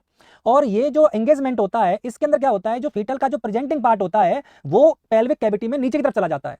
ठीक है बच्चे? तो ये क्या हो गया? एंगेजमेंट। एंगेजमेंट के बाद आता है सेकंड नंबर पे बेटा, क्या आता है? डिसेंड। सेकंड क्या होता है? डिसेंड। अब डिसेंड क्या होता है? देखो ध्यान सुनना कि जैसे ही एंगेजमेंट हुआ था, जैसे ही एंगेजमेंट हुआ, यूटेराइन कॉन्ट्रैक्शन फोर्सफुल होने लगे, उनमें फोर्सफुल कॉन्ट्रैक्शन और रिट्रैक्शन होने लगा, मेम्ब्रेन भी रप्चर हो गई, सर्विक्स भी पूरी तरह डायलेट हो गया, और मैटरनल एफर्ट भी लगा रहा है। इससे क्या होगा? फीटल हेल्थ एंगेज हो जाएगा and descend it assume to. अब बात करेगा कौन सी पोजीशन में वो जाके डिसेंड होगा। आंसर है occipito transverse position. Occipito transverse, मैंने कहा था ये ट्रांसवर्स होते हैं, और ऑक्सीपिटो ट्रांसवर्स में ये होता है एंटीरियर, ये होता है पोस्टीरियर, दो होते हैं ट्रांसवर्स। पेल्विक इनलेट की बात कर रहा हूं मैं। तो यहां पर इसका ऑक्सीपिट होगा, और ये कौन सी है? एलओटी। तो इसका ऑक्सीपिट जो है वो ट्रांसवर्स में जाकर क्या होगा? फिट हो जाएगा। समझ आ रहा है? तो इसका ऑक्सीपिटल रीजन जो है हेड का, वो कौन सी पोजीशन पे होगा? ट्रांसवर्स पोजीशन पे। समझ में आ रहा है बच्चे? तो इस कंडीशन में क्या होगा कि फीटल हेड का जो वाइडल पार्ट है सेम वैसे ही वो क्या हो जाएगा? डिसेंड हो जाएगा। ठीक है बेटा? अब बात करते हैं डिसेंड क्या होता है। देखो ये सारी जो है ये स्टेज है किसकी? लेबर की। मैं दोबारा बता देता हूं। बहुत बढ़िया सर, प्लीज एंगेज एक्सप्लेन। देखो बेटा बात सुनना ध्यान से। जैसे ही फीटस का हेड पेल्विक कैविटी में जाता है, एंटर कर जाता है, किसी पॉइंट पे जाकर रुक जाता है, जैसे ही फीटस का हेड पेल्विक कैविटी में जाकर किसी पॉइंट पर अटैच हो जाता है, उसे एंगेजमेंट कहते हैं। जुड़ना यानी एंगेजमेंट। उसके बाद जब वो नीचे खिसकता है तो उसे क्या कहते हैं? डिसेंड कहते हैं। क्या कहते हैं उसको? डिसेंड कहते हैं। समझ आया बच्चे? डिसेंड के बाद क्या होगा? फ्लेक्शन। फ्लेक्शन के बाद क्या होगा? Internal rotation. फिर क्या होगा? एक्सटेंशन। फिर होगा एक्सटर्नल रोटेशन, और फिर होगा एक्सपल्सन। ये टोटल कितनी स्टेज है बेटा? 8। आपने एक बात नोट की, क्राउनिंग नहीं है इसमें कहीं भी। इसमें कहीं भी क्राउनिंग नहीं है, क्योंकि crowning is not the cardinal movement. Labour की स्टेज में क्राउनिंग पाई तो जाती है, पर वो कार्डिनल मूवमेंट नहीं होता है। समझ में आ रहा है बच्चे? तो अभी ये कहना चाह रहा है कि फीटल का जो हेड है वो इंगेज हो गया, डिसेंड हो गया है, और कौन सी पोजीशन में? ऑक्सीपिटो ट्रांसवर्स पोजीशन में क्या हो गया है? डिसेंड हो गया है। समझ आया बच्चे? जिससे इस पोजीशन में क्या होता है बच्चे? फीटल का जो लार्जेस्ट पार्ट हेड है, जो फीटस के हेड का लार्जेस्ट डायमीटर है, वो पेल्विक के लार्जेस्ट डायमीटर को मैच करता है। समझ आया बच्चे? तो इसमें क्या होगा? डिसेंड होगा, यानी वो थोड़ा और नीचे खिसकेगा। कौन? फीटल का हेड। फीटल हेड जब और नीचे खिसक जाएगा तो नंबर 3 पे क्या आएगा? फ्लेक्शन। क्या आएगा बच्चे? फ्लेक्शन। हाँ रेस्टिट्यूशन भी है, मैं बताऊंगा, पर एक रेस्टिट्यूशन पार्ट है किसका मैं बताऊंगा, वो कॉर्डियल मूवमेंट है, उसके बारे में बात करेंगे। ठीक है बच्चे? तो ये तो मैंने बताया है कि 8 स्टेज होती है। ठीक है बेटे? पर इसके मतलब ये नहीं कि यही होती है, इसमें मैंने ये बता रहा हूं कि क्राउनिंग नहीं होती है, और कौन सी स्टेज में क्या होता है। ठीक है? तो इसके अंदर क्या होगा? नंबर 3 पे क्या हो गया? फ्लेक्शन। पहले पे क्या था? एंगेजमेंट। दूसरे पे क्या था? डिसेंट। तीसरे पे क्या होता है? फ्लेक्शन। फ्लेक्शन क्या होता है? जैसे ही फीटस का हेड टच करता है, समझ आ रहा है बच्चे? जैसे ही फीटस का हेड टच करता है, उस मसल्स फाइबर को, जो कौन शेप होती हैं, समझ आ रहा है? जो पेल्विक ब्रीम में जो मसल्स फाइबर हैं, उनको जो टच करता है कौन बच्चे? फीटस का हेड। तो फीटस के हेड पर प्रेशर बढ़ता जाता है। तो फीटस के हेड पर प्रेशर बढ़ता जाएगा तो उसका फ्लेक्शन भी बढ़ता जाएगा, और उसका फ्लेक्शन बढ़ता जाएगा तो बेटा डायामीटर चेंज होता जाएगा। ऑक्सीपिटो फ्रंटल की जगह वो कौन सा आ जाएगा? सब ऑक्सीपिटो फ्रंटल, ब्रैग्मेटिक। आप समझिए मेरी बात, मैं ये कह रहा हूं कि जैसे ही फीटस का हेड अंदर की तरफ जाएगा तो पहले जो प्रेजेंटेशन था, पहले जो डायामीटर था, वो डायामीटर चेंज हो जाएगा। वो आपसे ये पूछेगा कि फ्लेक्शन बढ़ता है या नहीं बढ़ता है। तो लेबर में फ्लेक्शन इंक्रीज होता है विद लेबर प्रोग्रेस। जब लेबर प्रोग्रेस होती है, बिल्कुल सही कहा, लिवेटर एनी मसल, बेटा सही कह रहा है। तो लिवेटर एनी मसल से जब टकराएगा तो फीटस का हेड फ्लेक्स होता जाएगा, और जब फीटस का हेड फ्लेक्स होता जाएगा तो इसका मतलब है उसका जो डायामीटर था प्रेजेंटेशन पे वो चेंज हो जाएगा। अब बात करेंगे कौन सा डायामीटर किस में चेंज होगा। तो फ्लेक्शन की वजह से ऑक्सीपिटो फ्रंटल, कौन सा बेटा, ऑक्सीपिटो फ्रंटल, ध्यान सुनना इस बात को, ऑक्सीपिटो फ्रंटल डायामीटर चेंज हो जाएगा, चेंज हो जाएगा बेटा, किस में, आंसर है सब ऑक्सीपिटो ब्रैगमेटिक के अंदर। किसके अंदर, सब ऑक्सीपिटो ब्रैगमेटिक के अंदर वो चेंज हो जाएगा। सब ऑक्सीपिटो ब्रैगमेटिक के अंदर वो चेंज हो जाएगा। कौन, आंसर है बेटा डायमीटर। इसका फायदा क्या होगा, ऑक्सीपिटो फ्रंटल डायमीटर 10 सेंटीमीटर का होता है और सब ऑक्सीपिटो ब्रैगमेटिक डायमीटर 9.5 सेंटीमीटर का होता है, और 9.5 सेंटीमीटर का हेड इजीली बाहर निकल सकता है। इसलिए इस फ्लेक्शन का फायदा यह हुआ कि हेड का जो डायमीटर बड़ा वाला था प्रेजेंटेशन पर, अब उससे थोड़ा छोटा हो गया।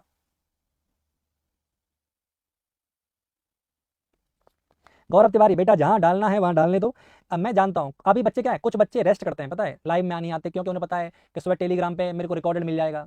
बहुत दयावान लोग हैं, कुछ कहते हैं कि हमको है ना यूट्यूब पे 2 चैनल मिल जाएगा। कोई मत आओ, मेरे साथ वही आओ जिन्हें जुड़ना है, जिन्हें सोना है और जिन्हें सुबह देखना है ना। सुबह तुम पढ़ाई करना और वो ये वीडियो देखेंगे।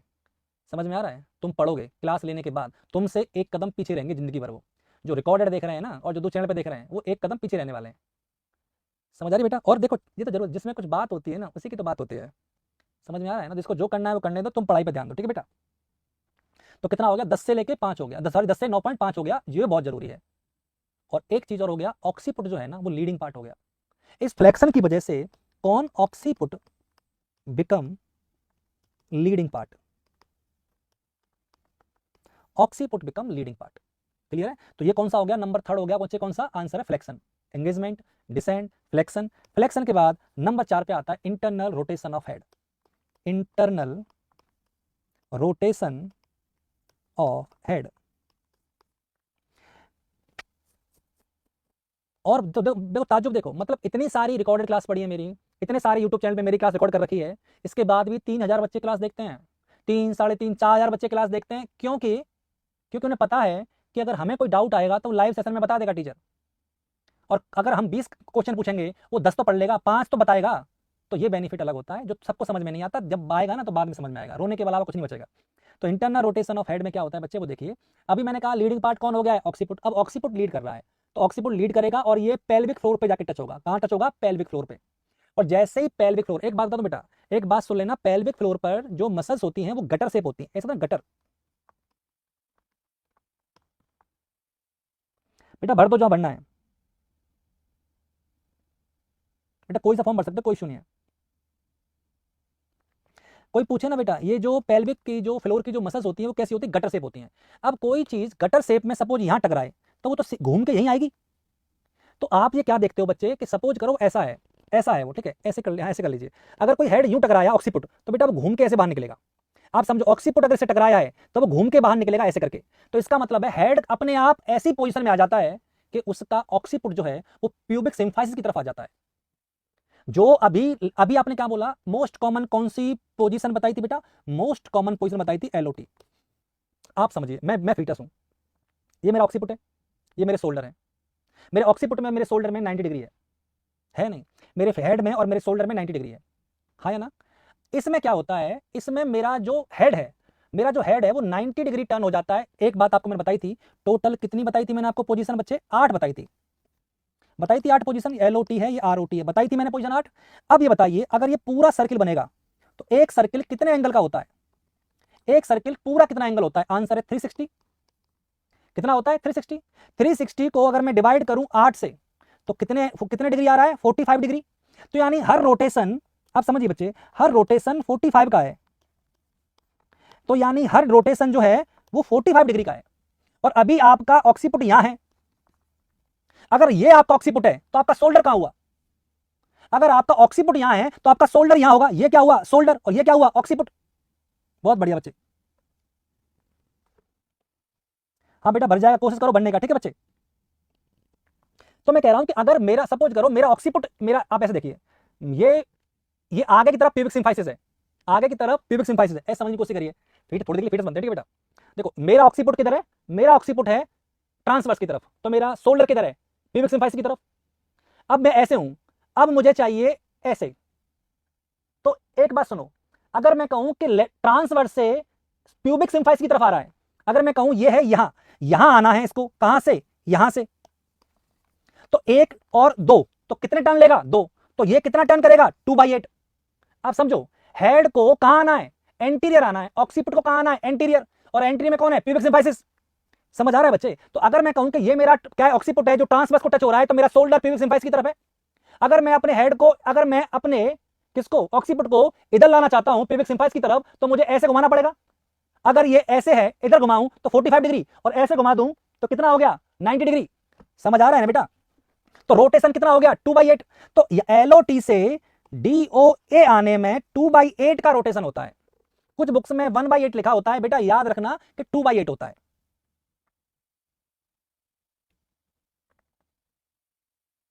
समझ पा रहे हो बच्चे? और जिन्होंने अभी तक क्लास को शेयर नहीं करा, चैनल को सब्सक्राइब नहीं करा, लाइक नहीं करा, ये अनर्थ मत करो। लाइक तो ये मान लो आपका परम धर्म है। ये जो टीचर के लिए के प्रति आपका जो एफर्ट है इतना ज्यादा है, आपको ये समझ में आना चाहिए कि आपको सिर्फ टीचर का साथ देना है और उसके लिए बूस्ट करना है, चैनल को करना है, टीचर को करना है, अपने आप सारी चीजें अच्छी हो जाएंगी। तो बेटा अगर LOA से आए, आप समझिए, अगर ऐसे देखिए, अगर LOT से यहां आया तो कितना घूमा, 2/8।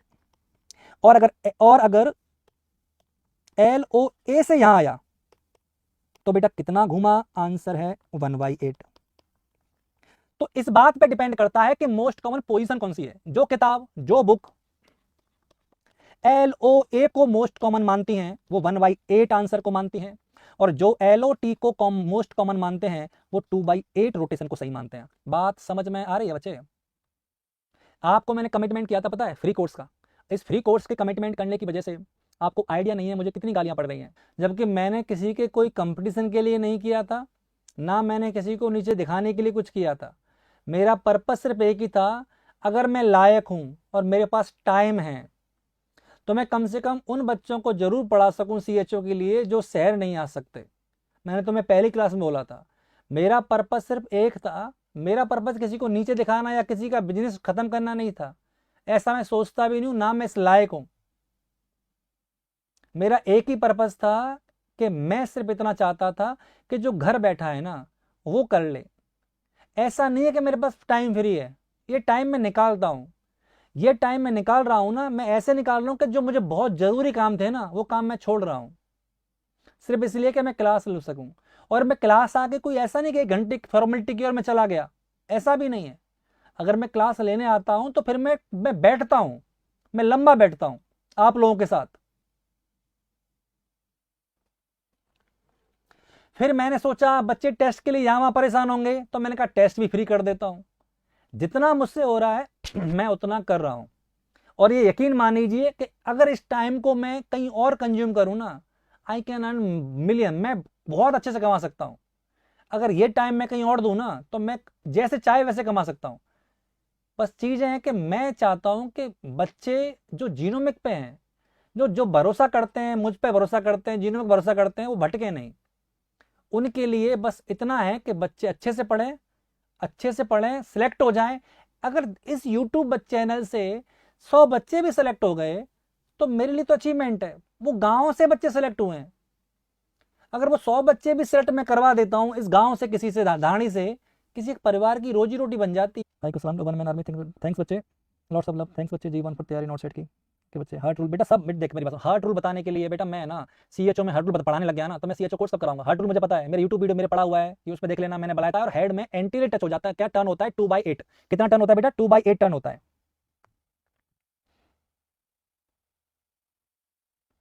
दुआ देगा, थैंक्स बच्चे, थैंक्स बच्चे, ओके, गॉड ब्लेस यू बच्चे।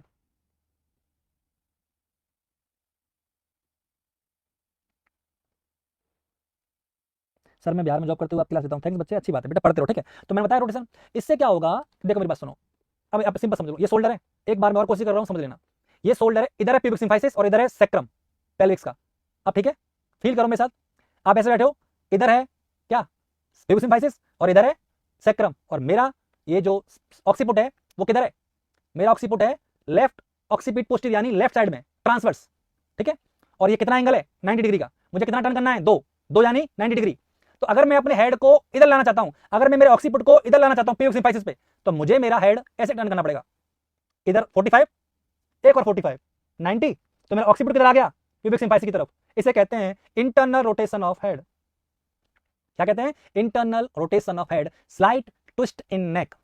समझ आया बच्चे। तो आपको ये इससे क्या हो गया कि अब मेरा हेड इधर है प्यूबिक सिम्फाइसिस, इधर है क्या सैक्रम, ये है इसका एंटीरियो पोस्टीरियर डायमीटर, और मेरे हेड का भी क्या हो गया एंटीरियो पोस्टीरियर डायमीटर। तो इंटरनल रोटेशन करने से क्या होता है कि पेल्विस का एंटीरियर पोस्टीरियर डायमीटर में फीटल के हेड का एंटीरियर पोस्टीरियर डायमीटर फिट हो जाता है, जिससे निकलने में सुविधा होती है। बात समझ में आ रही है बच्चे।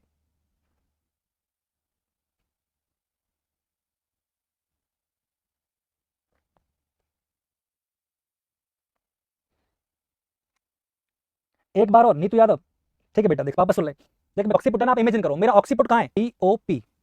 अब समझ, मेरा ये वाला शोल्डर है DOA पे, ठीक है, कहां है मेरा शोल्डर, ये DOA पे, तो ये कहां हो गया इसके बिल्कुल सीधे, कहां DOP पे, तो ये हो गया DOP, ये हो गया DOA, ये है मेरा ऑक्सीपुट, ये हो गया LOT, कहां हो गया LOT, ठीक है। अब मुझे LOT कहां चाहिए, मुझे LOT चाहिए प्यूबिक सिम्फाइसिस की तरफ, मुझे मेरा ऑक्सीपुट कहां चाहिए, मुझे मेरा ऑक्सीपुट चाहिए प्यूबिक सिम्फाइसिस की तरफ। तो मुझे अगर मैं एक बार ऐसे घुमाऊं, समझ आया, तो 1/8, इधर घुमा दूं 2/8, तो मेरा ऑक्सीपुट जब आएगा प्यूबिक सिम्फाइसिस पे तो मुझे 2/8 हेड घुमाना पड़ेगा, और 2/8 हेड का इंटरनल रोटेशन होगा, तभी तो मेरा ऑक्सीपुट DOA पे आएगा। तो DOA इधर है, इधर है प्यूबिक सिम्फाइसिस, और इधर क्या है इधर क्या है सैक्रम। तो ये कौन सा डायमीटर है एंटीरियो पोस्टीरियर, और मेरा हेड का कौन सा हो गया एंटीरियो पोस्टीरियर। तो पेल्विस के एंटीरियर पोस्टीरियर में फीटल का एंटीरियर पोस्टीरियर फिट हो जाता है। समझ आया, उसे कहते हैं internal rotation of head. I hope अब आपको समझ में आ रहा होगा बच्चे।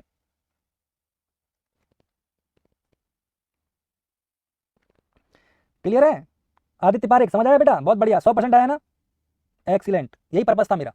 इसी में क्राउनिंग होती है, ये इंपॉर्टेंट है, क्राउनिंग अलग से नहीं होती, इंटरनल रोटेशन ऑफ हेड के बाद होती है। अब क्राउनिंग क्या होती है, क्राउनिंग में क्या occiput slips beneath and crowning occurs, जैसे ही ऑक्सीपुट नीचे की तरफ जाता है क्राउनिंग हो जाती है। तो क्राउनिंग का मतलब क्या है, क्राउनिंग का मतलब है पेन ऐसे फंस जाना, यानी क्राउनिंग होने के बाद हेड रिबैक नहीं जाता, रिबाउंड नहीं होता। एक बार जिस हेड की क्राउनिंग हो गई, अब हेड वापस से ऊपर नहीं जाएगा, कॉन्ट्रैक्शन के और रिलैक्सेशन के टाइम पे वो हेड वापस ऊपर नहीं जाएगा। क्राउनिंग का मतलब है हेड का फिट होना। समझ आया बच्चे। तो हेड जब फिट हो जाता है, तो जब वो वापस बैक नहीं जाता है रिलैक्सेशन के टाइम पे, उसे क्राउनिंग कहते हैं। समझ आया बच्चे। और क्राउनिंग के टाइम पर एपिजियोटोमी, क्राउनिंग के टाइम पे एपिजियोटोमी करना बेस्ट होता है, क्राउनिंग के टाइम पे एपिजियोटोमी करना बेस्ट होता है। आई होप आपको समझ में आ रहा होगा बच्चे। कांता बेटा तेरी तो एक बार दुख गई, मैं क्या करता, मेरी तो कई बार दुख रही है बच्चे। ठीक है बच्चे, ठीक है। इसके बाद है 5वें नंबर पे है extension of head. Extension of head, ठीक है बच्चे। क्राउनिंग हो गई, ठीक है, फीटल हेड कैसा हो गया, जैसे ही क्राउनिंग होती है, क्राउनिंग हेड होती है बच्चे, फीटल हेड क्या होता है एक्सटेंशन होता है। हेड ये फंस गया क्राउनिंग में, इसके बाद अब इसका क्या होगा एक्सटेंशन। ये है पेल्विस, फीटस का हेड ऐसे फंस गया, अगर ये फ्लेक्शन में होगा तो ये ऐसे रहेगा। अब हेड का क्या होगा एक्सटेंशन, जैसे ही हेड का एक्सटेंशन होगा हेड पेल्विस के बाहर आ जाएगा। आएगा कि नहीं आएगा। हेड की डिलीवरी एक्सटेंशन से होती है। कोई पूछे कि हेड की डिलीवरी कौन से प्रोसेस से होती है, आंसर है एक्सटेंशन से, फ्लेक्शन से नहीं हो सकती। कैसे होती है एक्सटेंशन से। समझ आया कि नहीं आया। तो जैसे ही हेड का एक्सटेंशन हुआ, हेड एक्सटेंशन क्या हुआ सिंसिपुट, पता है सिंसिपुट, सिंसिपुट फेस और चिन तीनों बाहर आ गई। ऐसे था, पहले कौन बाहर आया सिंसिपुट, फिर कौन बाहर आया फेस, फिर क्या बाहर आई चिन। तो तीनों चीज डिलीवर हो गई। समझ आ रहा है क्या, क्या क्या डिलीवर हुई सिंसिपुट, फिर क्या डिलीवर हुआ फेस, और फिर क्या डिलीवर हुई चिन। ये डिलीवर्ड हो गए बाय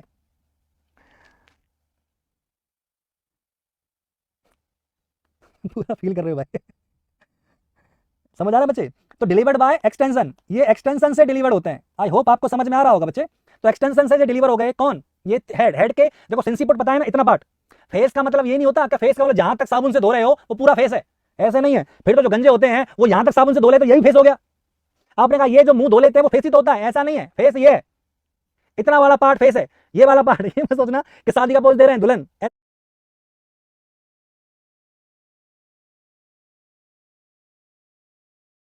समझ आ रहा है ना? तो ये वाला पार्ट चेन है, तो ये वाला पार्ट क्या है? ये वाला सिंसिपुट है।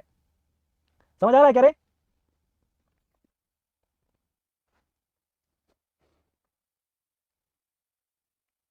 एपिजियोटॉमी क्राउनिंग की बात करते हैं तो क्या बहुत जल्दी एपिजियोटॉमी की।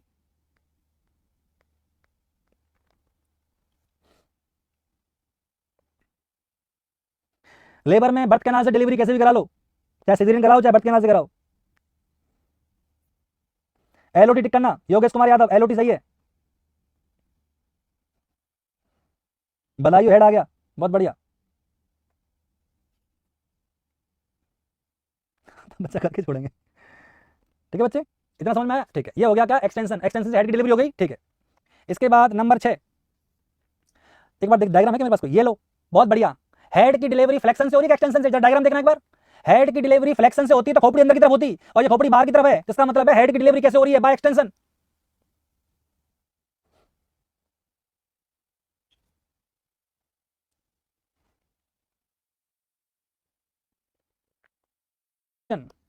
रेस्टिट्यूशन, रेस्टिट्यूशन में इसे कहते हैं अनट्विस्टिंग।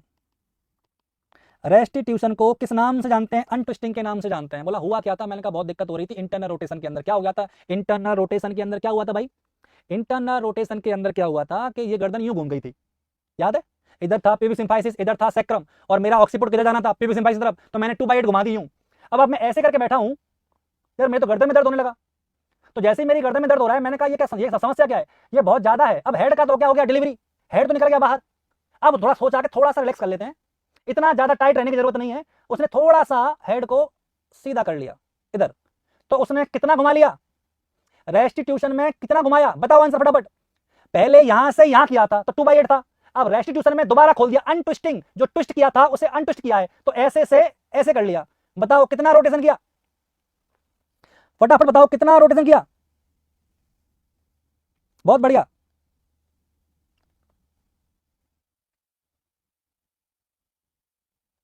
एक्सीलेंट। कितने शानदार तरीके से पढ़ रहे हो आप लोग, ये है बड़ी बात बच्चे, दैट्स ह्यूज।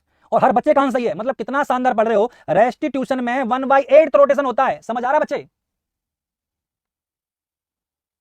और ये उधर ही जाता है जहां से स्टार्ट हुआ था।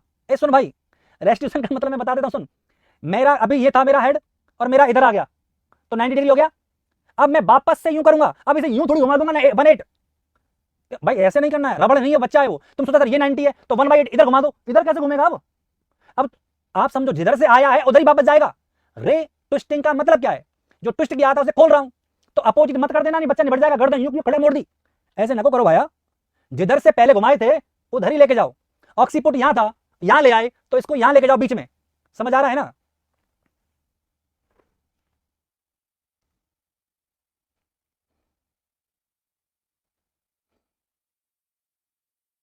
नेक टूट जाएगी, सही कह रहे बच्चे।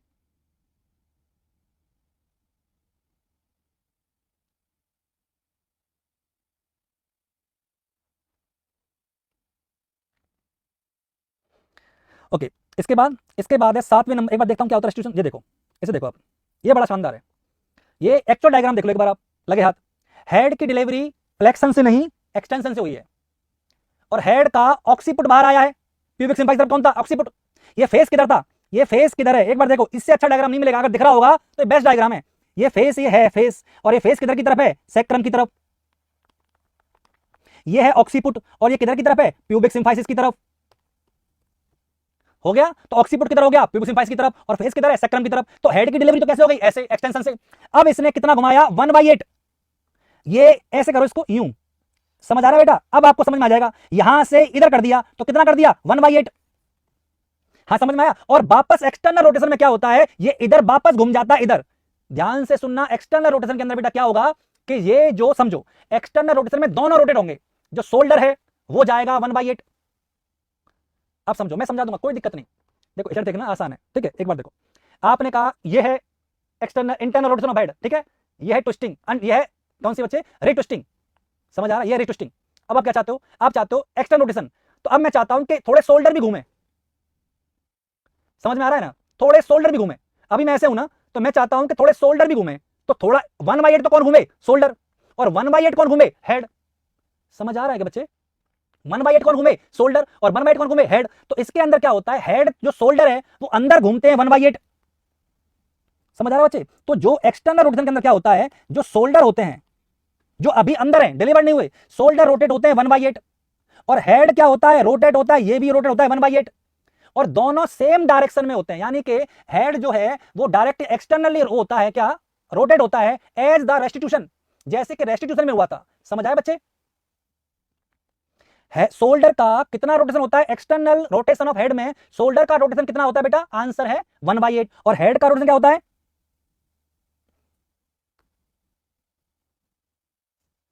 समझ रहा बच्चे। तो हेड का कितना, अब मेरी बात सुनो, देख बहुत इंपॉर्टेंट है ये वाला डायग्राम, इसको एक बार दोबारा देखिए, इसको देखिए। एक्सटर्नल रोटेशन में क्या हुआ कि सपोज करो ये पोजीशन एलओटी थी, कौन सी थी, एलओटी है ना, तो इसका हेड एक्सटेंशन से बाहर आया। अब इसका जो ऑक्सीपुट है वो तो लेफ्ट की तरफ ही है, और अगर ये ऑक्सीपुट लेफ्ट की तरफ ही है तो ये तो वही हो गया जो पहले था, जहां से शुरू किए वही पहुंच गए।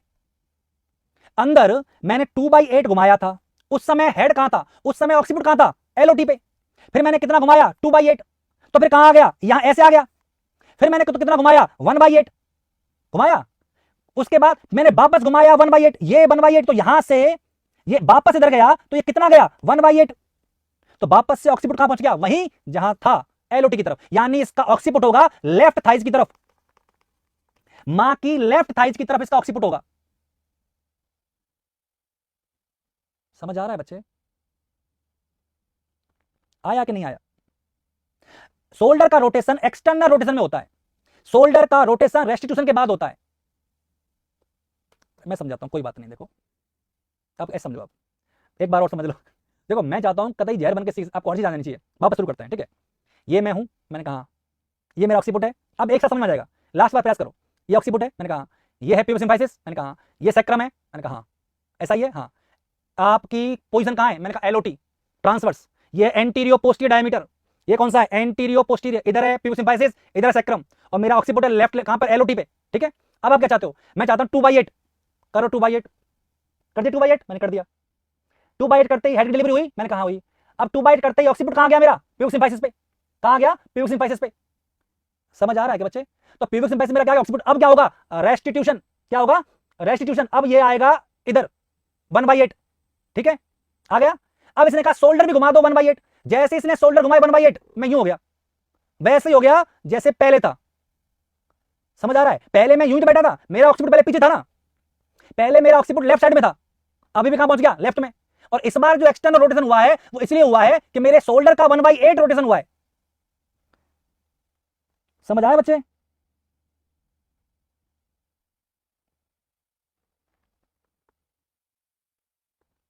तो बेटा ये कौन सा, ये है एक्सटर्नल रोटेशन, ठीक है बच्चे। इसके बाद लास्ट आता है 8वें नंबर पे आता है एक्सपल्सन।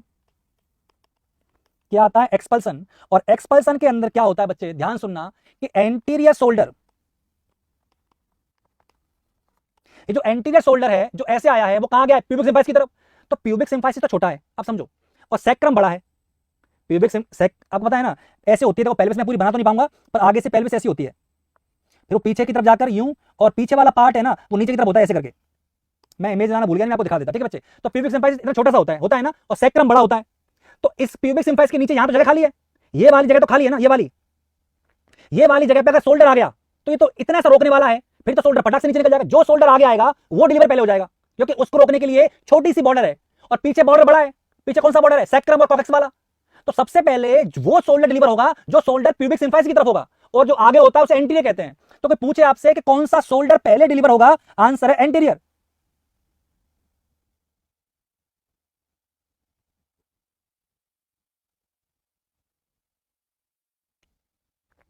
तो सबसे पहले कौन सा डिलीवर होगा, एंटीरियर शोल्डर। बेटा क्या प्रियंका, हाँ एंटीरियर से होगा, मंजू मंद, ठीक है बेटा। सर शोल्डर की डिलीवरी कौन सी पोजीशन में होगी, हाँ पोजीशन नहीं पूछते हैं बच्चे, शोल्डर की डिलीवरी पूछते हैं कौन से प्रोसेस से होगी। एंटीरियर शोल्डर फर्स्ट डिलीवर होगा, और पोस्टीरियर शोल्डर लेटर डिलीवर्ड होगा, हाँ या ना। अब वो ये पूछता है बॉडी की डिलीवरी, यानी शोल्डर प्लस बॉडी की डिलीवरी कौन से तरीके से होगी, आंसर है the way is known as lateral flexion. याद रखना, हेड की डिलीवरी एक्सटेंशन से होती है और बॉडी की डिलीवरी लेटरल फ्लेक्शन से होती है। तो लेटरल फ्लेक्शन से होगी शोल्डर की डिलीवरी, शोल्डर और बॉडी की डिलीवरी, और बाकी हेड की डिलीवरी कैसे होती है? एक्सटेंशन से होती है। किससे होती है? एक्सटेंशन से होती है। आई होप आपको इतना समझ में आ गया होगा बच्चे, ठीक है? ये सब आपको समझ आया? तो ये सब चीजों में बेटा मैंने आपको बता दिया कि आपको किन किन चीजों का ध्यान रखना है, ठीक है? India's biggest fashion sale is back.